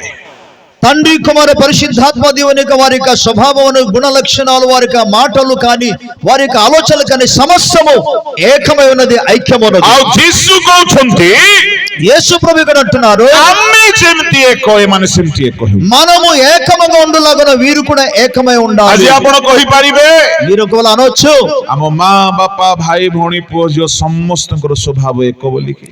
మా నాన్నగారు, అమ్మగారు, మన తల్లిదండ్రుల, అన్నదమ్ములు అందరి స్వభావం ఒకటే. ଆମ ସମସ୍ତଙ୍କର ଜୀବନ ଏକ ବୋଲିକି, అందరి ప్రాణులు, ଆମ ସମସ୍ତଙ୍କର ପବିତ୍ରତା ଏକ ତୁଲ୍ୟ ବୋଲିକି, మేమందరూ కూడా పరిశుద్ధతలో ఐక్యం, ଆମ ସମସ୍ତଙ୍କର ପ୍ରାର୍ଥନା ଜୀବନ ଗୋଟିଏ ପ୍ରକାର ବୋଲିକି, మా అందరి యొక్క ప్రార్థన జీవితం ఒకే రకంగా ଆମ ఉందని, ସମସ୍ତଙ୍କର ମନ ଗୋଟିଏ ପ୍ରକାର ବୋଲିକି. మా అందరి యొక్క మనస్సు ఒకేలాగా ఉందని, ମନ ଏକ ହେଉନାହିଁ, మనస్సు ఏకం కొట్టడం లేదు, ପବିତ୍ରତାର ସ୍ତର ଏକ ହେଉନାହିଁ. పరిశుద్ధతలో స్థాయి ఒకేలాగా ସ୍ତ୍ରୀ లేదు. ବହୁତ ପ୍ରାର୍ଥନା କଲା ବେଳକୁ ପରିବାର ଲୋକ କେହି କରୁନାହାନ୍ତି. ఒకరు స్త్రీ ఏమో బహు ఎక్కువగా ప్రార్థన చేసే కుటుంబంలో మిగిలిన వారు ప్రార్థన చేయరు. ସ୍ତ୍ରୀ ବହୁତ ସହିଷ୍ଣୁ ହେଲା ବେଳକୁ ପୁରୁଷ କ୍ରୋଧୀ ହଉଛି. స్త్రీ ఎక్కువ దీర్ఘశాంతము కలిగినప్పుడు పురుషుడేమో చాలా కోపం కలిగి ఉంటాడు. ବେଳେ ବେଳେ ପିଲାମାନେ ଆତ୍ମିକ ହେଲା ବେଳକୁ ମା ବାବା ମାନେ ଆତ୍ମିକ ନାହାନ୍ତି. కొన్ని సందర్భాల్లో పిల్లలు ఆధ్యాత్మిక జీవించినప్పుడు କିନ୍ତୁ తల్లిదండ్రులు ପିତା ପୁତ୍ର ପବିତ୍ର ଆତ୍ମାକୁ ଦେଖନ୍ତୁ, కానీ తండ్రి కుమార పరిశుద్ధాత్మలు ସେମାନେ ଖାଲି ଶରୀରରେ ଅଲଗା ଅଲଗା ଅଲଗା, శారీరకంగా వారు వేరు వేరుగా ఉన్నప్పటికీ କିନ୍ତୁ ସ୍ୱଭାବ ଅଲଗା ନାହିଁ. వారి స్వభావాలు అసలు వేరు ଆଉ లేదు. ଯୀଶୁ କଣ ଚାହୁଁଛନ୍ତି, ମାନେ యేసు ఏం కోరుకుంటాడంటే, ପିତା ପୁତ୍ର ପବିତ୍ର ପବିତ୍ରାତ୍ମା ଯେମିତି ଏକ ଅଟନ୍ତି తండ్రి కుమార పరిశుద్ధాత్మ ఎలాగైతే ఐక్యము కలిగి ఉన్నారో ଆମ ସମସ୍ତଙ୍କର ସ୍ୱଭାବ ଏକ ହେଉ, మనందరి స్వభావము ఏకముగా మారాలి, ଆମ ମନ ଏକ ହେଉ, మనకు మనస్సు ఏకమవ్వాలి, ଆମର ପ୍ରାର୍ଥନା ଜୀବନ ଏକ ହେଉ, మనకు ప్రార్థన జీవితం ଆମର ఏకమవ్వాలి, ପବିତ୍ର ଜୀବନ ଏକ మన ହେଉ, పరిశుద్ధత ఏకమవ్వాలి, ଆମର ଆଚରଣ ଏକ ହେଉ, మనకు వ్యవహారాలు నడవడిక ఏకమవ్వాలి, ଆମେ ସମସ୍ତେ ଏକ ହେଉ। మనమందరూ కూడా ఏకముగా మారాలి। ଆଉ ସେଇଟା କୋଉଠୁ ଆରମ୍ଭ ହବ? అది ఎక్కడ ప్రారంభం అవుతుందంటే ସେଇଟା କାନରେ ଶିକ୍ଷା ପଶିଲେ ହେବ ନାହିଁ, అది చెవిలో బోధన దూరటం వల్ల జరగదు। କାହିଁକି ମାନେ ମନରେ ବିଭିନ୍ନତା ଅଛି, ఎందుకంటే వారి యొక్క మనస్సులను ମନରେ ଗୁଣ ଅଲଗା ଅଛି, మనస్సులో వారి ମନରେ ସ୍ୱଭାବ ଅଲଗା ଅଛି, వారి స్వభావాలు వేరుగా ఉంది। ଏଣୁ ଯୀଶୁ ଜାଣିଗଲେ కనుక యేసు ప్రభు తెలుసుకొని 3.5 ବର୍ଷର ସେବା କିଛି କରିପାରିଲା ନାହିଁ। ఈ 3.5 సంవత్సరాల సేవ మాత్రం చేయలేకపోయింది। ସେ ଜାଣିଗଲେ ఆయనకు తెలిసిపోయింది ଏମାନଙ୍କୁ ବିଭିନ୍ନ କରିକି ଜଣେ ରଖିଛି, వీరిని వేరు వేరు చేసి ఒక వ్యక్తి ఉంచి ఉన్నాడు। ତାହାଠାରୁ ଯଦି ସୁରକ୍ଷା ହେବ ନାହିଁ ఆయన వద్ద నుండి కానీ కాపాడకపోతే ଏମାନେ ଏକ ହେବେ ନାହିଁ। వారు ఐక్యము కలిగి ఉండలేరు। ତେଣୁକରି ସେ କହିଲେ, అందుకే ఆయన అన్నారు, ପିତା ସେମାନଙ୍କୁ ପ୍ରଥମେ ରକ୍ଷା କର। తండ్రి వారిని కాపాడుము। ରକ୍ଷା ବୋଲି କହିଲେ କଣ ଭାବୁଛନ୍ତି? కాపాడు లేదా రక్షించు అనే పదానికి అర్థం ఏంటి? ତାମାନେ ବିପଦ ଅଛି, అంటే అపాయం ఉంది, ତାମାନେ ଶତ୍ରୁ ଅଛି, దాని అర్థం శత్రువు ఉన్నాడు, ତାମାନେ କିଛି ବି ଅମଙ୍ଗଳ ଅଛି। అక్కడ ఏమైనా కీడు ఉన్నదని అర్థం। ଶୁଣନ୍ତୁ, ଆପଣଙ୍କ ପରିବାର ପାଇଁ ଶତ୍ରୁ ଅଛି, ବିପଦ ଅଛି, ଅମଙ୍ଗଳ ଅଛି। మీ యొక్క కుటుంబం కొరకు శత్రువు ఉన్నాడు, కీడు ఉన్నాడు, అలాగే ଆପଣ ଯେ ଯାଏ ରକ୍ଷା କରିବେ ନାହିଁ, మీరు ఎంతవరకు అయితే కాపాడుకోలేరు ଏକତା ଆସିବ ନାହିଁ। ఐక్యత రాదు। ଏଣୁକରି ୟୁନିଟି కమ్స్ ఆఫ్టర్ ప్రొటెక్షన్స్। కాబట్టి ఐక్యత అనేది కాపాడబట్టిన భద్రత తర్వాతనే వస్తుంది। Unless you defense or you protect, you will never ever see unity in your family, church, society. నిన్ను కాపాడుకోకపోతే మీ కుటుంబంలో కానీ, సంఘములో కానీ, సమాజంలో కానీ ఏ మాత్రం మీరు ఐక్యత కలిగి ఉండలేరు। ఎవరైతే నుండి కాపాడుకోవాలి? విషయ ଠାରୁ ରକ୍ଷା, ఏ విషయం నుండి మనం రక్షించబడాలి? ତାହା ଯଦି ଆମେ ଦେଖିବା, దాన్ని మనం చూస్తే 12 ପଦରେ ସେ କହୁଛନ୍ତି, 12వ వచనంలో మనం చూడగలం, ତୁମ ନାମରେ ରକ୍ଷା କରି ଆସିଅଛି। ఆయన అంటాడు, ప్రభువా నీ నామమందు నేను వారిని కాపాడితిని। ରକ୍ଷା ତ କରିଛ, ପୁଣି ପ୍ରାର୍ଥନା କଣ ପାଇଁ କରୁଛ? కాపాడారు కదా, మళ్ళీ ఎందుకు ప్రార్థన చేస్తున్నారు? ମାନେ ଆହୁରି ରକ୍ଷା ଦରକାର ଅଛି। అంటే ఇంకా తనకు కాపాడల కావాలి। ରକ୍ଷା କରିଛନ୍ତି, ବଡ କଥା ନାହିଁ, ଭବିଷ୍ୟତକୁ ରକ୍ଷା ଦରକାର ଅଛି। ఇప్పటి వరకు ఆయన కాపాడరు, పెద్ద విషయం కాదు, కానీ భవిష్యత్తులో కాపాడాలి। ఫ్యామిలీ, ଆପଣଙ୍କ చర్చ్ కు కంటిన్యూअली సురక్ష ଦେବା ପାଇଁ కంటిన్యూअली ప్రార్థనా ఆవశ్యక। అని అర్థం ఏంటంటే నిన్ను కానీ, నీ కుటుంబాన్ని కానీ, మీ సంఘాన్ని ఆ కాపాడుతూ కొనసాగించడానికి తప్పకుండా కొనసాగిస్తూ ప్రార్థన చేయాలి। ప్రభుଙ୍କ ନାମର ଧନ୍ୟବାଦ ହେ। ప్రభు నామానికి స్తుతి కలుగును గాక। 15 ପଦରେ ପୁଣି କହୁଛନ୍ତି, 15వ వచనంలో మరలా చెప్తున్నారు, పితా ସେମାନଙ୍କୁ ନେଇଯାଅ ବୋଲି ମୁଁ କହୁନାହିଁ। తండ్రి లోకంలో నుండి వారిని తీసుకోమని నేను అనటం లేదు, మందరు రక్ష కర ବୋଲି ମୁଁ କହୁଛି। కీడు నుండి తప్పించమంటున్నాడు। ପଢ। ହଁ, ଓ ଜଗତ ବହୁତ ଖରାପ, ଜଗତରୁ ନେଇଯାଅ ବୋଲି ମୁଁ ପ୍ରାର୍ଥନା କରୁନାହିଁ। ప్రభువా లోకము చాలా చెడిపోయింది కనుక ఈ లోకము నుండి వారిని తీసుకెళ్ళిపోమని నేను ప్రార్థించలేదు। କଣ ମାଗୁ? అనేక సందర్భాలు మనం ఏం అడుగుతున్నాం? ప్రభు జల్దీ हमको ନେଇଯାଅ, ప్రభువా నన్ను త్వరగా తీసుకెళ్ళు, ଭଲ ନାହିଁ, ఈ లోకము సరైనది కాదు। କିନ୍ତୁ ଯୀଶୁ କଣ କହୁଛନ୍ତି? కానీ యేసు ప్రభు ఏమంటున్నారు? ఏ జగతରୁ ନେଇଯାଅ ବୋଲି ମୁଁ କହୁନାହିଁ, ఈ లోకము నుండి తీసుకెళ్ళిపోమని ప్రార్థించడం లేదు। ପଢ। ହଁ, କଣ ବୋଲି ପ୍ରାର୍ଥନା? ఏమని ప్రార్థిస్తున్నారు? మందరు రక్ష, కీడు నుండి తప్పించుము। ମାନେ ଈଶ୍ୱରଙ୍କ ଲୋକମାନେ, అనగా దేవుని ప్రజలారా ଯୀଶୁ ଖ୍ରୀଷ୍ଟ మందరు రక్ష ପାଇଁ ପ୍ରାର୍ଥନା କରୁଥିଲେ। యేసు ప్రభువారు కీడు నుండి రక్షించబడినట్టుగా ప్రార్థించారు। మందర ଉପରେ 2ଟି ଷ୍ଟାର ଚିହ୍ନ ଥିବ। ఈ యొక్క కీడు అనే దాంట్లో ఒక స్టార్, ସେଇଟାକୁ ନ ପଢିଲେ କଥାଟା ଅସମ୍ପୂର୍ଣ୍ଣ ହେବ, ଅସତ୍ୟ ହେବ। దాన్ని మనం చదవకపోతే ఆ మాట అసంపూర్ణంగా ఉంటుంది। କାହାଠାରୁ ରକ୍ଷା? తెలుగులో దుష్టుని నుండి అని రాయబడింది। ଶୟତାନ ଠାରୁ ରକ୍ଷା, అనగా సాతాను నుండి కాపాడబడాలి। ଆପଣ କାନ୍ଥର ଘର ବନେଇ ପାରିବେ, మీరు ఒక గోడతో ఇల్లు కట్టుకోవచ్చు, ଶୟତାନ ଠାରୁ ଘର ରକ୍ଷା କରିବ ନାହିଁ। కానీ సాతాను నుండి ఇల్లు నిన్ను కాపాడదు। ଆପଣ ଯେତେ ଯାହା କଲେ ବି మీరు ఎంత ఏమి చేసినా आपण शैतान ठारू रक्षा पाई परिबे नाही సాతాను నుండి మీరు కాపాడుకోబడలేదు. यदि शैतान ठारू रक्षा पाइबे नाही ఒకవేళ సాతాను నుండి మీరు ताहेले రక్షించబడకపోతే एकता आसीबो नाही ఐక్యత రాదు. मु आजि कहिबा पई चाहे నేను మీకు ఏం చెప్పబోతున్నాను आमे అంటే, केते लोक कहि परिबा आम घरे समस्तଙ୍କର स्वभाव आत्मिकतारे एक स्वभाव बोली మా యొక్క ఇంట్లో ఉన్న అందరూ కూడా మన ఆధ్యాత్మికంగా ఏక మనస్సు కలిగి ఉన్నామని ఎంతమంది यदि చెప్పగలరు? आम भितरे एकता नाही ఒకవేళ మన జీవితం మన కుటుంబంలో ఐక్యము లేకపోతే सुरक्षा नाही అలాగైతే కాపుదల లేదు. କାହିଁକି ସୁରକ୍ଷା ଥିଲେ ହିଁ ଏକତା ହବ ବୋଲି ଯୀଶୁ କହିଲେ। ఎందుకనగా కాపుదల ఉంటేనే ఐక్యత అనేది ఉంటుందని ప్రభు అన్నారు. ତାମାନେ ଯଦି ଆପଣଙ୍କ ଘରେ 4 ଜଣ ଲୋକ ଏକ ମନରେ ଏକ ସ୍ୱଭାବରେ ଚାଲୁନାହାନ୍ତି, ఒకవేళ మీ ఇంట్లో నలుగురు వ్యక్తులు ఏక మనస్సు కలిగి ఏక స్వభావం కలిగి నడవకపోతే ନାମ ଖ୍ରୀଷ୍ଟିଆନ ହେଇପାରେ, మీ యొక్క పేరు క్రైస్తవులు అవ్వచ్చు, ଚର୍ଚ୍ଚର ବଡ ବୋନାଫାଇଡ ମେମ୍ବର ହେଇପାରନ୍ତି, ఒకవేళ సంఘంలో చాలా మంచి సంఘ సభ్యుడు కావచ్చు, ଚର୍ଚ୍ଚରେ కర్మకర్ତ୍ତା ହେଇପାରନ୍ତି, లేదా సంఘంలో ఒక సంఘ నాయకులు కావచ్చు, ଚର୍ଚ୍ଚରେ ନେତୃତ୍ୱ ନେଇପାରନ୍ତି, సంఘ పెద్ద కావచ్చు, ଆପଣ ପାଳକ ପ୍ରଚାରକ ବକ୍ତା ହେଇପାରନ୍ତି। ఒకవేళ మీరు కాపరి కావచ్చు, ଯଦି ప్రసంగికుడు కావచ్చు. ଯୀଶୁଙ୍କୁ ପ୍ରାର୍ଥନା କରିବାର ଆବଶ୍ୟକ ପଡିଲା ବୋଲି କହିଲେ ଆପଣଙ୍କୁ ମତେ କେତେ ନ ଦରକାର ଅଛି? యేసు ప్రభువే దీని కొరకు ప్రార్థించగలిగినప్పుడు నువ్వు ఎంతగా ప్రార్థన అవసరం ଆପଣ ఉండాలి? ଘର ଚାକିରି ଏଡୁକେସନ ସ୍ୱାସ୍ଥ୍ୟ ପାଇଁ ମାଗନ୍ତୁ ନ ମାଗନ୍ତୁ, మీరు మీ యొక్క కుటుంబం నిమిత్తం ఒకవేళ ఉద్యోగము ఇల్లు వాటి ఆస్తులు అవన్నీ అడగపోవచ్చు, ଶୟତାନ ଠାରୁ ସୁରକ୍ଷା ପାଇଁ ବହୁତ ପ୍ରାର୍ଥନା କରୁ। సాతాను నుండి కాపాడబడినట్టుగా ఎక్కువగా ప్రార్థన చేయాలి. କାହିଁକି ଲୋକେ ନିଦ୍ରା ଯିବା ସମୟରେ ଶତ୍ରୁ ଶୈତାନ ଆସି ବାଳୁଙ୍ଗା ବିହନ ବୁଣିଦେଲା। ఎందుకంటే ప్రజలు రాత్రి కలిసి నిద్రపోయే సమయంలో సాతానుడు వచ్చి କିଏ ସେ ଶତ୍ରୁ? ఎవడు ఆ శత్రువు? ଶୟତାନ ସେ ଶତ୍ରୁ। సాతానుడే ఆ శత్రువు. ମାଥ୍ୟୁ 13:25 ରୁ 38 ଯାଏ ଯଦି ଆମେ ପଢିବା, మత్తయి సువార్త 13వ అధ్యాయము 35 వచనం నుండి 38 వచనం చూస్తే, ଏଣୁ ଆପଣ ନିଶ୍ଚିନ୍ତ ଥିଲାବେଳେ ପିଲାମାନଙ୍କ ମନରେ ଶୈତାନ ବିହନ ବୁଣୁଛି। మీరు నిశ్చింత కలిగి ఉన్నప్పుడు పిల్లల మనస్సులను సాతానుడు କୋଉ విత్తనాడు. ପିଲା ଟୋକି ଧନ୍ଦା ଟୋକା ଧନ୍ଦାରେ ପଡୁଛି ତ କିଏ ନିଶା ସେବନରେ ପଡୁଛି।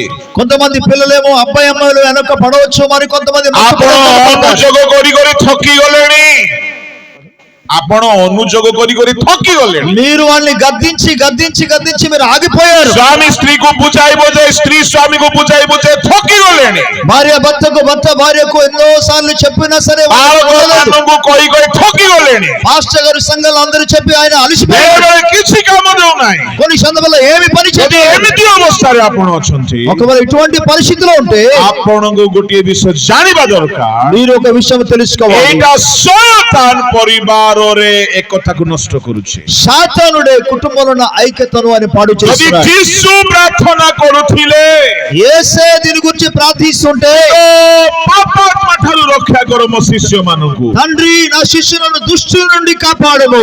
ତା ମାନେ ଆପଣଙ୍କୁ କେତେ ଅଧିକ ପ୍ରାର୍ଥନା କରିବାକୁ ନ ପଡିବ। అలాంటప్పుడు మీరు ఎంత అధికంగా ప్రార్థన చేయాలి? ମୁଁ ଆଉ ଥରେ କହିବା ପାଇଁ ଚାହୁଁଛି, నేను మరలా చెప్పబోతున్నాను. ଏଇଟାକୁ ହାଲକା ନିଅନ୍ତୁ ନାହିଁ। దయచేసి దీన్ని చులకనగా ତୁମ చూడకూడదు. ପୁଅ ଝିଅ ଭାଇ ଭଉଣୀ ସ୍ୱାମୀ ସ୍ତ୍ରୀ ମଣ୍ଡଳୀ ଏକ ଏକ ଏକ ଏକ ବ୍ୟକ୍ତି ପାଇଁ ଯଦି ପାଳକ ମାନେ, ବାପା ମାନେ, ମା ମାନେ, ସ୍ୱାମୀ ମାନେ, ସ୍ତ୍ରୀ ମାନେ ପ୍ରାର୍ଥନା କରୁନାହାନ୍ତି, ଶୈତାନ ପଶିବ, ପ୍ରଭୁ ତୁମକୁ ହିସାବ ମାଗିବେ। దయచేసి గమనించండి, అది కాపరి కావచ్చు, పాస్టర్ గారు కావచ్చు, లేక తండ్రి కావచ్చు, లేకపోతే అమ్మగారు కావచ్చు, భార్య కావచ్చు, భర్త కావచ్చు, మీరు కానీ మీ పిల్లల కోసం, మీ సంఘముల కోసం ప్రార్థించకపోతే సాతానుడు ప్రవేశించి ପାଳକମାନେ ଏତେ ଅବହେଳିତ ଯେ କୁହ ନାହିଁ। పాస్టర్లందరూ కూడా ఎంత నిర్లక్ష్య స్థితిలో ఉన్నారంటే చెప్పలేము. ପ୍ରଭୁ ହିସାବ ମାଗିବେ ସମସ୍ତ। దేవుడు ఒక దినం లెక్క అడుగుతాడు. ଗୋଟିଏ ଗୋଟିଏ ପରିବାରକୁ ନେଇକି ସୁରକ୍ଷା ଦେବାକୁ ପଡିବ ଶୈତାନ ଠାରୁ।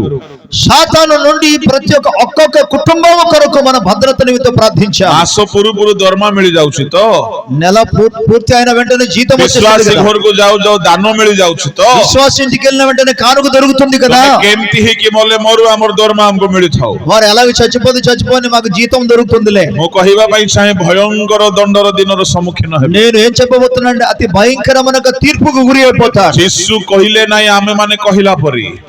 మనం చెప్పినట్టుగా యేసు ప్రభు చెప్పలేదు. ଆମେ ହେଲେ କଣ କହିଥାନ୍ତୁ? మనమైతే ఏమంటాము? ମୋ କଥାରେ ତୋଫାନ ଶାନ୍ତ ହେଲା। నా మాటల్లో తుఫాను ମୋ ఆగిపోయింది. କଥାରେ ମଢା ଉଠିକି ଆସିଲା, నేను మాట్లాడితే చనిపోయిన వ్యక్తి ମୋ లేచాడు. କଥାରେ ପାଣି ଦ୍ରାକ୍ଷାରସ ହେଲା, నేను మాట సెలవేస్తే నీరు ద్రాక్షరసంగా మారింది. ମୋ କଥାରେ ଅନ୍ଧ ଘୁଙ୍ଗା କାଲା ସୁସ୍ଥ ହୁଅନ୍ତି। నా నోటి మాట ద్వారా గుడ్డివారు కుంటివారు ମୁଁ ଈଶ୍ୱରଙ୍କ ପୁତ୍ର ଅଟେ, నేను దేవుని కుమారుడును. କିଛି ଅସୁବିଧା ହେବ ନାହିଁ। 12 ଶିଷ୍ୟ ఓ 12 మంది శిష్యులు మీకు ఎటువంటి అపాయం కలగదు ସେମିତି କହିନାହାନ୍ତି, అలాగనే చెప్పలేదు. ସେ ଜାଣିଛନ୍ତି ఆయన ఎరిగి ఉన్నారు. ଓ ସର୍ବଶକ୍ତିମାନ ହେଲେ ହେଁ ఆయన సర్వశక్తిమంతుడైనప్పుడు ଶୈତାନ ସର୍ବଦୁଷ୍ଟ ଅଟେ, సాతానుడు సర్వ దుష్టుడాడు. ମୁଁ ସର୍ବ ପବିତ୍ର ହେଲେ ହେଁ నేను సంపూర్ణ పరిశుద్ధుడైన ସର୍ବଜ୍ଞାନୀ ହେଲେ ହେଁ సర్వజ్ఞాని అయినప్పటికీ ଶୈତାନ ସବୁଠାରୁ ଅଧିକ ଦୁଷ୍ଟ ଅଟେ। సాతానుడు అన్నిటికంటే దుష్టుడు. ଏଣୁ అందుకే ମତେ ପ୍ରାର୍ଥନା କରିବାକୁ ପଡିବ, ନହେଲେ ମୋ ଶିଷ୍ୟ ମାନଙ୍କୁ ରକ୍ଷା କରିପାରିବେ। నేను ప్రార్థన చేయాలి, లేకపోతే నా శిష్యులను నేను కాపాడలేను. ଆଜି ଏମିତି ହେଇଯାଇଛି ଅବସ୍ଥା ମଣ୍ଡଳୀ ମାନଙ୍କର, నేటి రోజుల్లో సంఘాలు ఎలాగో మారిపోయింది. କମିଟି ମାନେ ପ୍ରାର୍ଥନା ଜମା କରୁନାହାନ୍ତି।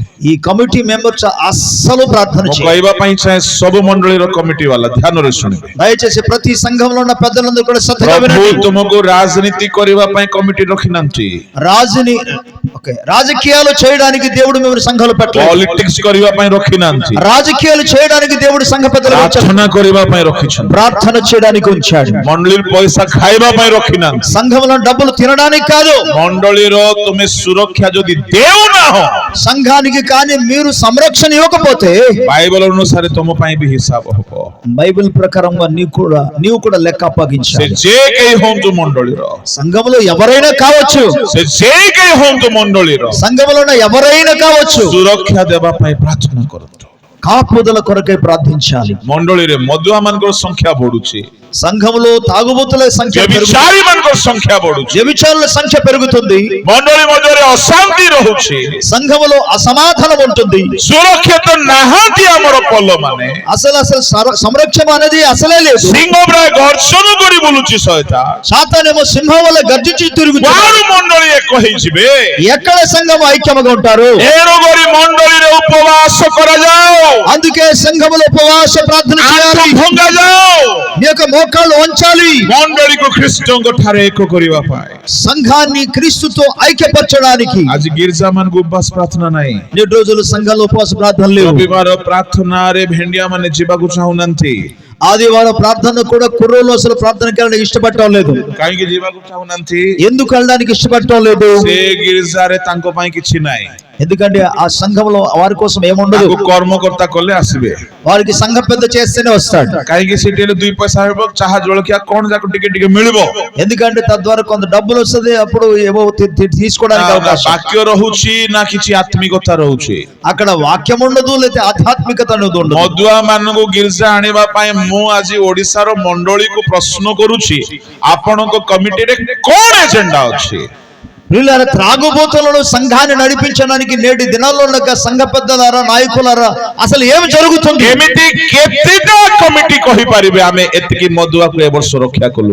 ఎంతమంది సంఘములు ఉన్న కమిటీ మెంబర్ మేము ఇంతమంది త్రాగుబోతులను మార్చగలిగామని ఎవరు చెప్పగలరు? ଖାଲି ରାଜନୀତି ଚାଲିଛି, కేవలం రాజకీయాలు మాత్రం జరుగుతుంది. ପ୍ରଭୁଙ୍କ ଲୋକମାନେ ଖାଲି ଶିକ୍ଷା ଦେଲେ ହେବ ନାହିଁ। దేవుని ప్రజలారా కేవలం బోధనిస్తే సరిపోదు. ଯୀଶୁ ଯଦି ପ୍ରାର୍ଥନା କଲେ ସ୍ୱୟଂ ଈଶ୍ୱର ହୋଇକି, ఆయన దేవుడే ఉండి, ప్రభువే ఉండి, ఆయన యేసే ସେ ప్రార్థించారు. ଯାଏ ଆପଣ ଆଣ୍ଠୁ ଭାଙ୍ଗି ନାହାନ୍ତି, ଏ କଥା ଆସିବ ନାହିଁ। మీరు ఎంతవరకు మోకరించారో ఇది మాత్రం కూడా జరగదు. ଯୀଶୁ ଖ୍ରୀଷ୍ଟ ଏଥିପାଇଁ କହିଲେ, ମୁଁ କୁକୁଟି ପରି ଏକତ୍ର କରିବାକୁ ଚାହେଁ। అందుకే యేసు ప్రభు అన్నారు, కోడి తన పిల్లలను రెక్కల కింద భద్రపరచడానికి ప్రయత్నం ଏ చేశాడు. ଏକତା କେବେ ନଷ୍ଟ ହେଲା? ఈ యొక్క ఐక్యత ఎప్పుడు పాడైందో మీకు 3 తెలుసా? ପ୍ରକାର ଏକତା ଭିତରୁ ମୁଁ ଗୋଟିଏ ଏକତା କଥା କହିବି। ఈ 3 రకాల ఐక్యతను గురించి ఒక విషయాన్ని ଈଶ୍ୱର చెప్తాను. ମନୁଷ୍ୟ ଏକ ହେଇକି ଥିଲେ, దేవుడు మానవుడు ఏకముగా ఉండారు. ପ୍ରତିଦିନ ଏଦନ ଉଦ୍ୟାନରେ ଏକ ମନ ଥିଲା, ଏକ ସ୍ୱଭାବ ଥିଲା, ଏକ ଚିନ୍ତାଧାରା ଥିଲା, ଏକ ରୂପ ଥିଲା, ଏକ ଗୁଣ ଥିଲା, ଏକ ବ୍ୟବହାର ଥିଲା। ମଣିଷ ଈଶ୍ୱର ମଧ୍ୟରେ କିଛି ପାର୍ଥକ୍ୟ ନାହିଁ, ଗୁଣ, ସ୍ୱଭାବ, ରୂପ, ବର୍ଣ୍ଣ ସବୁ ଏକ ଥିଲା। କେବଳ ସେ ଈଶ୍ୱର ଥିଲେ, ମାନେ ମଣିଷ ଥିଲେ, ଏତିକି ପାର୍ଥକ୍ୟ ନଚେତ୍ ସବୁ ଏକ ଥିଲା। ପ୍ରତିଦିନ ଏଦନ ଉଦ୍ୟାନରେ ଦିନାବସାନ ସମୟରେ ଏକତ୍ର ହେଇକି ବୁଲୁଥିଲେ, ଶୈତାନ ସହି ପାରିଲା ନାହିଁ। పిల్లరా, మనకు తెలుసు ఏదోని తోటలో దేవాది దేవుడు, అదే విధంగా ఆదాము లేదా మానవుడు, మొదటి ఆదాము అయిన మానవుడు దేవునితో కలిసి ఏకముగా ఏక మనస్సు కలిగి ఏక భావం కలిగి ఏక ఆత్మ కలిగి ఏక స్వభావం కలిగి ఉండటం మూలముగా ప్రతిదినము దేవుడు పరలోకం నుండి ఆయన పగటి వేళ ఉదయకాల సమయంలో సాయంకాల సమయంలో దిగి వచ్చి వారితో కలిసి మెలిసి జీవించేవారు. ఈ విధంగా జీవించడము సాతాను చూచినప్పుడు అతనికి ఏ మాత్రం కూడా నచ్చలేదు. సాతాను దాన్ని సహించలేకపోయాడు. నేను ఎలాగూ దేవునికి మానవునికి వేరు చేయగలను. শয়তান প্রথম পাপ নরহত্যা ব্যভিচার আর কিছু করায় নাই, ডিভাইড করায়. సాతానుడు చేసిన ఇక మిగిలిన పాపాలు కాదు, కానీ మొదటిది ఏంటంటే వారిని ఏరు చేయడం. ଆଉ ସେଇଟା ହିଁ ବ୍ରିଟିଶ, ସେଇଟା ହିଁ ମଣ୍ଡଳୀରେ, ସେଇଟା ହିଁ ଦେଶରେ ଚାଲିଥାଏ. Divide and rule, divide and rule, divide and rule. అందుకే మన అనేక ప్రాంతాల్లో మనం చూడగలం ఏంటంటే వేరు చేయడం, పరిపాలించడం, వేరు చేయడం, పరిపాలించడం, వేరు చేయడం, పరిపాలించడం. শয়তান এমিতি চাল খেলিলা যে সাপ দ্বারা কথা কহি পাপ করায়, অনাজ্ঞাবহ করায়, মଣିଷ ଈଶ୍ୱର ମଧ୍ୟରେ ବିଭିନ୍ନତା ଆଣିଲା. ମଣିଷ ଦୂରକୁ ଚାଲିଗଲା ଈଶ୍ୱରଙ୍କ ଠାରୁ, ମଣିଷ ପାପୀ ହେଇଗଲା. ଶୟତାନର ମିଶନ ସକ୍ସେସ୍ ହେଲା. ଏଣୁ ଯୀଶୁ ଜାଣିଥିଲେ ଯେ ଯାଏ ଏ ଶୟତାନ ହାରିବ ନାହିଁ, ଶୟତାନ ଠାରୁ ମୁଁ ସୁରକ୍ଷା ଦେବି ନାହିଁ, ମଣିଷ ଈଶ୍ୱର ପୁଣି ଏକ ହେଇପାରିବେ ନାହିଁ. ଏଥିପାଇଁ ଯୀଶୁ ଆସିଥିଲେ ଈଶ୍ୱରକୁ ମଣିଷକୁ ମିଶାଇ ଦେବା ପାଇଁ. సో ఇక్కడ మనం గమనించినప్పుడు సాతాను యొక్క ముఖ్య ఉద్దేశం ఏంటంటే మానవునికి దేవునికి వేరు చేయడం అనేది వాడి పని కనుక ఆ వేరు చేసిన పనిని ఏ విధంగా అయితే సాతానుడు సర్పములో ప్రవేశించి సర్పము ద్వారా మాట్లాడి వారి ద్వారా పాపము చేయించి అవిధేయత కలిగజేసి దేవుని వద్ద నుండి మానవుని వేరు చేసి ఎంతో దూరమునకు తీసుకెళ్లిపోయిన తర్వాత యేసు ప్రభువారి దూరం అయిపోయిన మానవుల్ని ఐక్యపరచడానికి పరలోకం నుండి భూలోకానికి శరీరధారిగా ఆయన దిగి వచ్చి తన కార్యమును జరిగింది. ప్రవేశ కలా ఏ రోజు అయితే సాతానుడు ఏదోన తోటలో ప్రవేశించాడో ఈశ్వర మనిషి మధ్యరే సే చారిగోటి కామ కలా. बहुत किछि की अछि, चारटा कथा कहिबी. దేవుడు అలాగే మానవుల మధ్య 4 పనులను చేశాడు. నంబర్ 1 మొదటిది పరమేశ్వరుని ठारो మనుష్యకు దూరకు నీ గల. దేవుని యొద్ద నుండి మానవుని దూరమునకు తీసుకెళ్లిపోయాడు. ఆమనే శునంతు, వినండి. आज చర్చ్ రే థాయికి भी लोग ईश्वरଙ୍କୁ ठारे नाहंती. ఈనాడు చర్చ్ సంఘములో ఉండి కూడా ప్రజలు దేవునిలో లేరు. చర్చ్ రే అଛନ୍ତି, ప్రభుଙ୍କ ପାଖରେ ନାହାନ୍ତି. వారు సంఘానికి వస్తున్నారు కానీ దేవునికి సమీపంగా లేరు. ప్రభుଙ୍କ ପାଖରେ ନାହାନ୍ତି. వారిలో పదవిలో అధికారులు ఉన్నారు కానీ దేవునితో లేరు. హా ప్రభుଙ୍କର ବୋଲଉଛନ୍ତି, ప్రభుଙ୍କ ପାଖରେ ନାହାନ୍ତି. దేవుని వారు అనుకుంటున్నారు కానీ దేవునితో వారు లేరు. ଶୟତାନର ସବୁଠାରୁ ବଡ଼ ଏଜେଣ୍ଡା, ఇది సాతానుకు అన్నిటికంటే అది పెద్ద ఎజెండా. ଆପଣଙ୍କୁ ପ୍ରାର୍ଥନାରୁ ଦୂରକୁ ନେଇଯିବ. ఆయన మిమ్మల్ని ప్రార్థన నుండి దూరముగా దూరకు ନେଇଯିବ. దేవుని సన్నిధి నుండి దూరంగా తీసుకెళ్లిపోతాడు. କେମିତି କରିକି ନେବ? ఎలాగోను తీసుకెళ్తారు? ప్రభుଙ୍କ ସାନ୍ନିଧ୍ୟ ବୋରିଂ ଲାଗିବ, କିଛି ସଂସାର ବିଷୟ ଆଟ୍ରାକ୍ଟିଭ ଲାଗିବ. దేవుని సన్నిధి ఏమో చాలా బోర్ అనిపిస్తది కానీ ఈ లోకము చాలా ఆకర్షణీయంగా ఉంటుంది. ବହୁତ ଲୋକଙ୍କୁ ମୋବାଇଲ ଦ୍ୱାରା ସେ ప్రభుଙ୍କ ଠାରୁ ଦୂରକୁ ନେଇ ଯାଉଛି. ఈనాడు అనేక మంది మొబైల్ ద్వారా దేవుని నుండి దూరానికి తీసుకెళ్లిపోతారు. କିନ୍ତୁ କେହି କେହି ମୋବାଇଲ ଦ୍ୱାରା ప్రభుଙ୍କ ପାଖକୁ ଆସୁଛନ୍ତି. మరికొంతమంది మొబైల్ ద్వారా దేవుని దగ్గరికి కూడా వస్తున్నారు. ଯାଇଥିଲି ଖରିଆର ବୋଲି ଗୋଟେ ସହରରେ. కొరియార్ అనే ఒక పట్టణానికి ଆମକୁ ନେବା ଆଣିବା କରୁଥିଲା. ఒక వ్యక్తి నన్ను తీసుకెళ్ళి పాస్టర్ జీ एक बात आपसे बोलना है. పాస్టర్ గారు నేను ఒక మాట మీతో చెప్పనివ్వండి. ମୁଁ କହିଲି କୁହ. ఏనన్నారు సార్ చెప్పండి. ନାଇଁ ମୁଁ ବହୁତ ଖରାପ ଲୋକ ଥିଲି. నేను చాలా చెడ్డవాడిని. ବହୁତ ମଦ ପିଉଥିଲି. చాలా తాగబోతు. ବହୁତ బర్బాଦ ହେଇ ଯାଇଥିଲି. నేను చాలా చెడిపోయిన వాడిని. ଏଇଟା కరోనా సమయର କଥା ହଉଛି. ఇది కరోనా సమయంలో జరిగింది. ଦିନେ ଗୋଟେ మెసేజ్ యూట్యూబ్ ରେ ଆପଣଙ୍କର ଶୁଣିଲି. అయితే ఓ రోజు యూట్యూబ్ లో ఒక సందేశం విన్నాను. ଆଉ ସେ ଦିନ ମୋ ମନରେ ପରିବର୍ତ୍ତନ ଆସିଲା. ఆ దినాన నా మనస్సులో మారు మనస్సు వచ్చింది. ଏ ମୋବାଇଲ ଅନେକଙ୍କୁ బర్బాଦ କରୁଛି କିନ୍ତୁ ଅନେକଙ୍କୁ ଈଶ୍ୱରଙ୍କ నిକଟକୁ ବି ଆଣୁଛି. పిల్లరా, మొబైల్ అనేది అనేక మంది జీవితాన్ని పాడు చేస్తుంది కానీ కొంతమందికి అయితే దేవుని వద్దకు ఆకర్షిస్తుంది. କହିବା ପାଇଁ ଚାହେଁ, నేనేం చెప్పబోతున్నాను? ଶୟତାନର ଫାଷ୍ଟ ଟାର୍ଗେଟ ଥିଲା సాతాను యొక్క మొదటి పరమేశ్వర మଣିଷ ମିଶାମିଶି ହେଇକି ନ ରୁହନ୍ତୁ. దేవుడు మానవుడు ఐక్యము కలిగి ఉండకూడదు. ଏକତା నଷ୍ଟ କଲା. ఐక్యతను పాడు చేశాడు. ନଷ୍ଟ କରିକି ଶାନ୍ତିରେ ରହିଲା ନାହିଁ.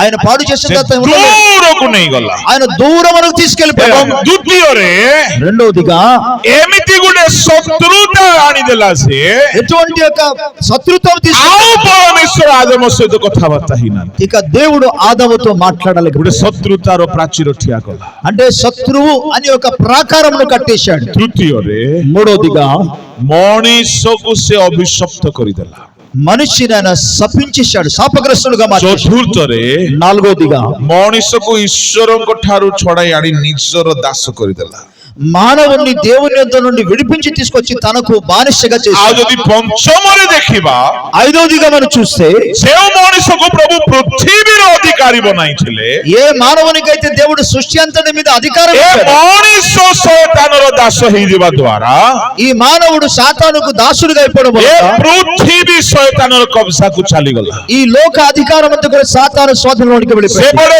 ସ୍ୱର୍ଗରେ ପରମେଶ୍ୱର ରହିଗଲେ అక్కడేమో పరలోకపు తండ్రి అక్కడ ఉండిపోయాడు. ଆଉ ପ୍ରଭୁ ଆଦମ ସହିତ ଯୋଗାଯୋଗ କଲେ ନାହିଁ మరలా దేవుడు ఆదాముతో ఆయన ఏమాత్రం కలుసుకోలేదు. ପୃଥିବୀରେ ଶୟତାନ ଅଧିକାର ଦେଖେଇବାକୁ ఈ ଲାଗିଲା లోకం మీద సాతానుడు అధికారం చెలాయించాడు.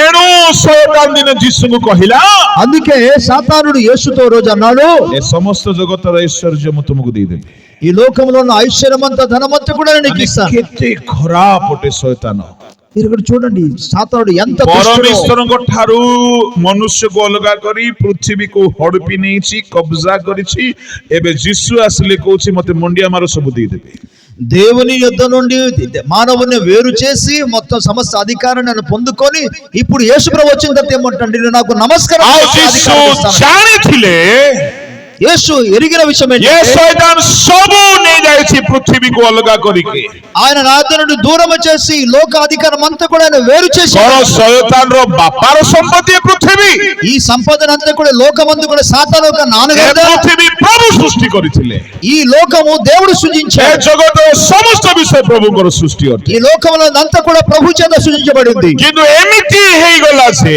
కానీ ఏం జరిగిందంటే ପୃଥିବୀରେ ଶୈତାନର ରାଜତ୍ୱ ଚାଲିଥିଲା ఈ భూమి మీద సాతానుడు ସ୍ୱର୍ଗରେ పరిపాలించాడు, ପରମେଶ୍ୱରଙ୍କର పరలోకములో దేవుడు. ଏଣୁ ଯୀଶୁ କହିଲେ ଶିଷ୍ୟମାନଙ୍କୁ అందుకే యేసు శిష్యులతో అన్నారు, ପ୍ରେୟର କର ప్రార్థన ମୁଁ ప్రార్థన ଗୋଟିଏ చేయండి. ମିଶନ ଉଦ୍ଦେଶ୍ୟରେ ଆସୁଛି నేను ఒక ఉద్దేశంతో ఇక్కడ କଣ వచ్చాను. ସେ ମିଶନ ఏంటా పని?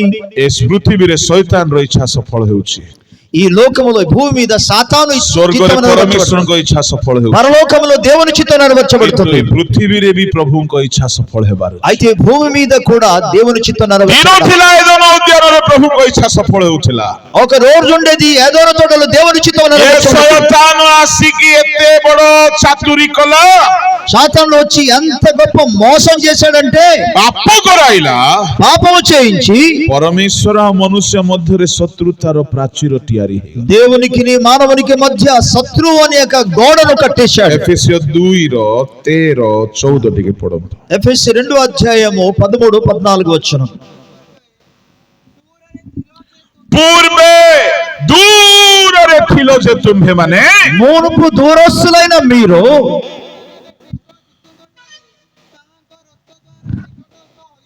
ହଁ ହୁଁ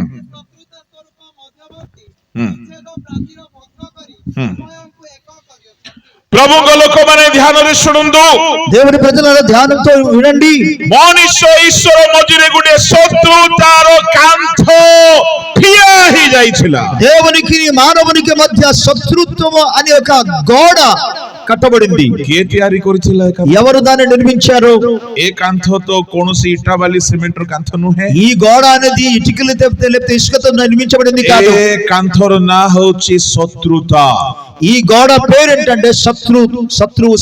ଆଉ ଶତ୍ରୁତାର ପ୍ରାଚୀର ବୋଲି ଲେଖା ଅଛି దాన్ని శత్రు ఒక గోడ అని అంటారు. ଏପଟେ ସମସ୍ତେ ଧ୍ୟାନ ଦିଅନ୍ତୁ నా వైపు అందరూ చూసి వినండి. ମଣିଷ ପାପ କରନ୍ତେ మానవుడు పాపం చేసిన వెంటనే ମନେ କରନ୍ତୁ ଆମେ ଈଶ୍ୱର ମନୁଷ୍ୟ ଭାବରେ ଉଦାହରଣ ପାଇଁ ମୁଁ କହୁଛି నేను ఉదాహరణగా ఈ మాట చెప్తున్న ఒకవేళ దేవుడు మానవుడు అనుకుందాం, ଆମ ମଧ୍ୟରେ ଗୋଟେ ବଡ ପ୍ରାଚୀର ଠିଆ ହେଇଗଲା మా మధ్య ఒక పెద్ద ప్రాకారం నిలబడి ఉంది.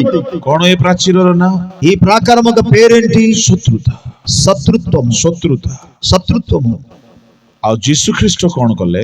యేసు ప్రభు ఏం చేశారంటే, ଏପଟେ ପରମେଶ୍ୱର, అటువైపు ఏమో దేవుడు, ସେପଟେ ମନୁଷ୍ୟ, ఇటువైపు ఏమో మానవుడు, ଏପଟେ పృథిବୀ, ఒకవైపు లోకము, ସେପଟେ ସ୍ୱର୍ଗ, మరోవైపు ଏ పరలోకము, ଦୁଇଟାକୁ ଏକ କରିବା ପାଇଁ ସେ ଆସିଥିଲେ। ఈ రెండింటిని ఐక్యపరచడానికి ఆయన వచ్చారు। ସେ ଦେଖିଲେ ఆయన చూశారు, ଯେ ଯାଏ କାନ୍ଥ ଭାଙ୍ଗିବ ନାହିଁ, ఎంతవరకు అది గోడ కూలిపోదో ଏକତା ଆସିବ ନାହିଁ। ఐక్యత రాదు।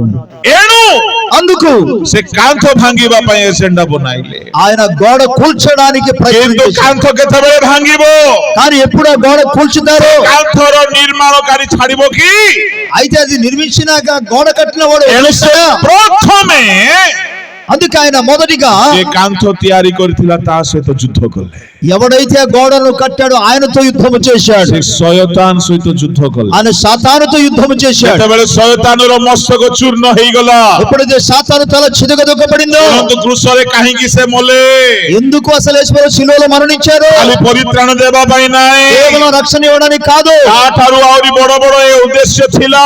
దానికంటే ఇంకెన్నో పెద్ద పెద్ద ఉద్దేశములు ఉన్నాయి। ସ୍ୱର୍ଗ ପୃଥିବୀକୁ ଏକ କରିବା ପାଇଁ, పరలోకమును భూమిని ఐక్యపరచడానికి, ଶୟତାନ ଠାରୁ పృథిବୀର ଆଧିପତ୍ୟ ଛଡାଇ ନେବା ପାଇଁ, సాతాను నుండి లోక అధికారమును విడిచిపెట్టడానికి, ଯେମିତି ସ୍ୱର୍ଗରେ ସେମିତି పృథిବୀରେ ଈଶ୍ୱରଙ୍କର ଇଚ୍ଛା ସଫଳ କରିବା ପାଇଁ। పరలోకములో ఎలా ఉన్నదో భూలోకములో ఆయన చిత్తము ଏ నెరవేర్చును। କାନ୍ଥ ଯଦି ଭାଙ୍ଗିବ ନାହିଁ, ఈ గోడ కానీ విడగొట్టబోతే ତେବେ ମଣିଷ ଈଶ୍ୱର ଆଉ ମିଳିତ ହେଇପାରିବେ ନାହିଁ। దేవుడు మానవుడు ఏమాత్రం ఐక్యము కలిగి ଏଣୁ ఉండలేడు। ଯୀଶୁ ଦେଖିଲେ కనుక యేసు ప్రభు చూసి, ଯିଏ ନିର୍ମାଣ କରିଛି ଏ ଶତ୍ରୁତାର କାନ୍ଥ, ତା ସହିତ ଯୁଦ୍ଧ କଲେ। ఎవరైతే ఈ గోడను నిర్మించారో ఆయనతోనే యేసు ప్రభు యుద్ధం చేశాడు। କାହିଁକି ଏ କାନ୍ଥ ତିଆରି ହେଇଥିଲା? ఎందుకు ఈ గోడ నిర్మించబడింది? ମଣିଷ ପାପ କରିବା ହେତୁ। మానవుడు పాపం କିଏ చేశాడు। ପାପ କରାଇଥିଲା? ఎవరు పాపం చేయించారు? సాతాను పాపం చేయించాడు। సాతానుడు పాపం చేయించాడు। ଟିକେ ଧ୍ୟାନ ଦେଇକି ଶୁଣନ୍ତୁ। జాగ్రత్తగా వినండి। ଆଜି ଘରେ କାହିଁକି ଶତ୍ରୁତା? ఎందుకు నేటి రోజుల్లో ఇంట్లో ଆଜି ଘରେ ଘରେ ଘରେ ଘରେ ଶତ୍ରୁତାର କାନ୍ଥ ଠିଆ ହେଇଛି। ప్రతి ఇంట్లలో కూడా ప్రతి కుటుంబాల్లో శత్రువు అనే గోడ ଆଜି ఉంది। ମଣ୍ଡଳୀ ଭିତରେ ଭିତରେ ଶତ୍ରୁତା, సంఘము లోపల కూడా ଭାଇ శత్రుత్వం, ଭାଇ ଭିତରେ ଶତ୍ରୁତା, అన్నదమ్ముల మధ్య ଶାଶୁ శత్రుత్వం, ବୋହୂ ଭିତରେ ଶତ୍ରୁତା, కోడలి అత్తల మధ్యలో శత్రుత్వం, ପରିବାର ଭିତରେ ଶତ୍ରୁତା, కుటుంబ సభ్యులలో శత్రుత్వం, ମଣ୍ଡଳୀ ଭିତରେ ଶତ୍ରୁତା। సంఘములో శత్రుత్వం। ଶତ୍ରୁତା ଏତେ ଭୟଙ୍କର ଯେ ఈ శత్రువు ఎంత భయంకరమైనదంటే ସୁଯୋଗ ପାଇଲେ ପ୍ରାଣ ବି ନେଇଯିବେ। అవకాశం దొరికితే ప్రాణం కూడా తీసేస్తాడు। ମୁଁ କହିବା ପାଇଁ ଚାହେଁ, నేనేం చెప్పబోతున్నాను? ଯୀଶୁ ଖ୍ରୀଷ୍ଟ యేసుక్రీస్తు ଏ କାନ୍ଥ ଭାଙ୍ଗିବା ପାଇଁ ఈ గోడను కూల్చడానికి ସେ ରକ୍ତ ଝରାଇଲେ। తన రక్తమును కార్చారు। ଯଦି ରକ୍ତ ଝରି ନଥାନ୍ତା, ఒకవేళ రక్తము కార్చకపోతే ଏ କାନ୍ଥ ଭାଙ୍ଗି ନଥାନ୍ତା, ఈ గోడ కూలిపోయి ఉండేది కాదు। ମଣିଷ ଈଶ୍ୱର ଏକ ହେଇନଥାନ୍ତେ। దేవుడు మానవుడు ఐక్యముగా ఉండకపోతురు। ତାମାନେ ଈଶ୍ୱରଙ୍କ ଲୋକମାନେ అనగా దేవుని ప్రజలారా, ଏ ଶତ୍ରୁତା ଦୂର କରିବା ఈ ପାଇଁ, శత్రువును దూరం చేయడానికి, ଏ ପାପର ପ୍ରାଚୀର ଭାଙ୍ଗିବା ପାଇଁ ఈ పాపపు ఒక గోడను కూల్చడానికి ଯୀଶୁ ଖ୍ରୀଷ୍ଟ ପ୍ରାଣ ଦେଲେ। యేసు ప్రభు ప్రాణం పెట్టాడు। ମୁଁ କହିବା ପାଇଁ ଚାହେଁ, నేనేం చెప్పబోతున్నానంటే, ତାଙ୍କ ରକ୍ତରେ ଏତେ ଶକ୍ତି ଥିଲା ଯେ ఆయన రక్తములో ఎంత శక్తి ఉండేదంటే ଏ ଶତ୍ରୁତାର କାନ୍ଥ ଭାଙ୍ଗିବାକୁ ଲାଗିଲା।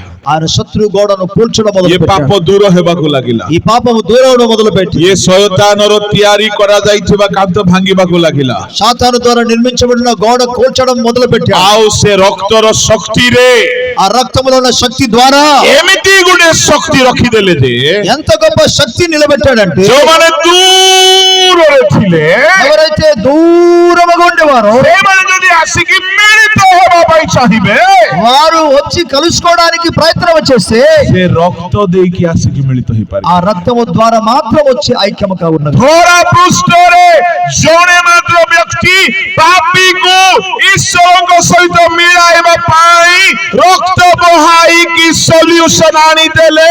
ଯୀଶୁଙ୍କ ଛଡା କେହି ସେ କାମ କରିନାହାନ୍ତି। ఈ భూమి మీద కేవలం ఒక్క వ్యక్తి మాత్రమే దూరముగా ఉన్న ప్రజలను ఆయన దేవునితో ఐక్యపరచడానికి ప్రయత్నం చేసిన ఏకైక వ్యక్తి, ఆయన పేరు నజరేయుడైన యేసు। ପ୍ରଭୁ ଈଶ୍ୱରଙ୍କ ଲୋକମାନେ ప్రియ దేవుని ప్రజలారా, ବଡ ଧ୍ୟାନରେ ଶୁଣନ୍ତୁ। చాలా జాగ్రత్తగా వినండి। ଯେଉଁ କାନ୍ଥ ଭାଙ୍ଗିବା ପାଇଁ ଯୀଶୁଙ୍କୁ କ୍ଷତ ବିକ୍ଷତ ହେବାକୁ ପଡିଲା, ఏ గోడ అయితే కూల్చడానికి యేసు ప్రభు వారు ఆయన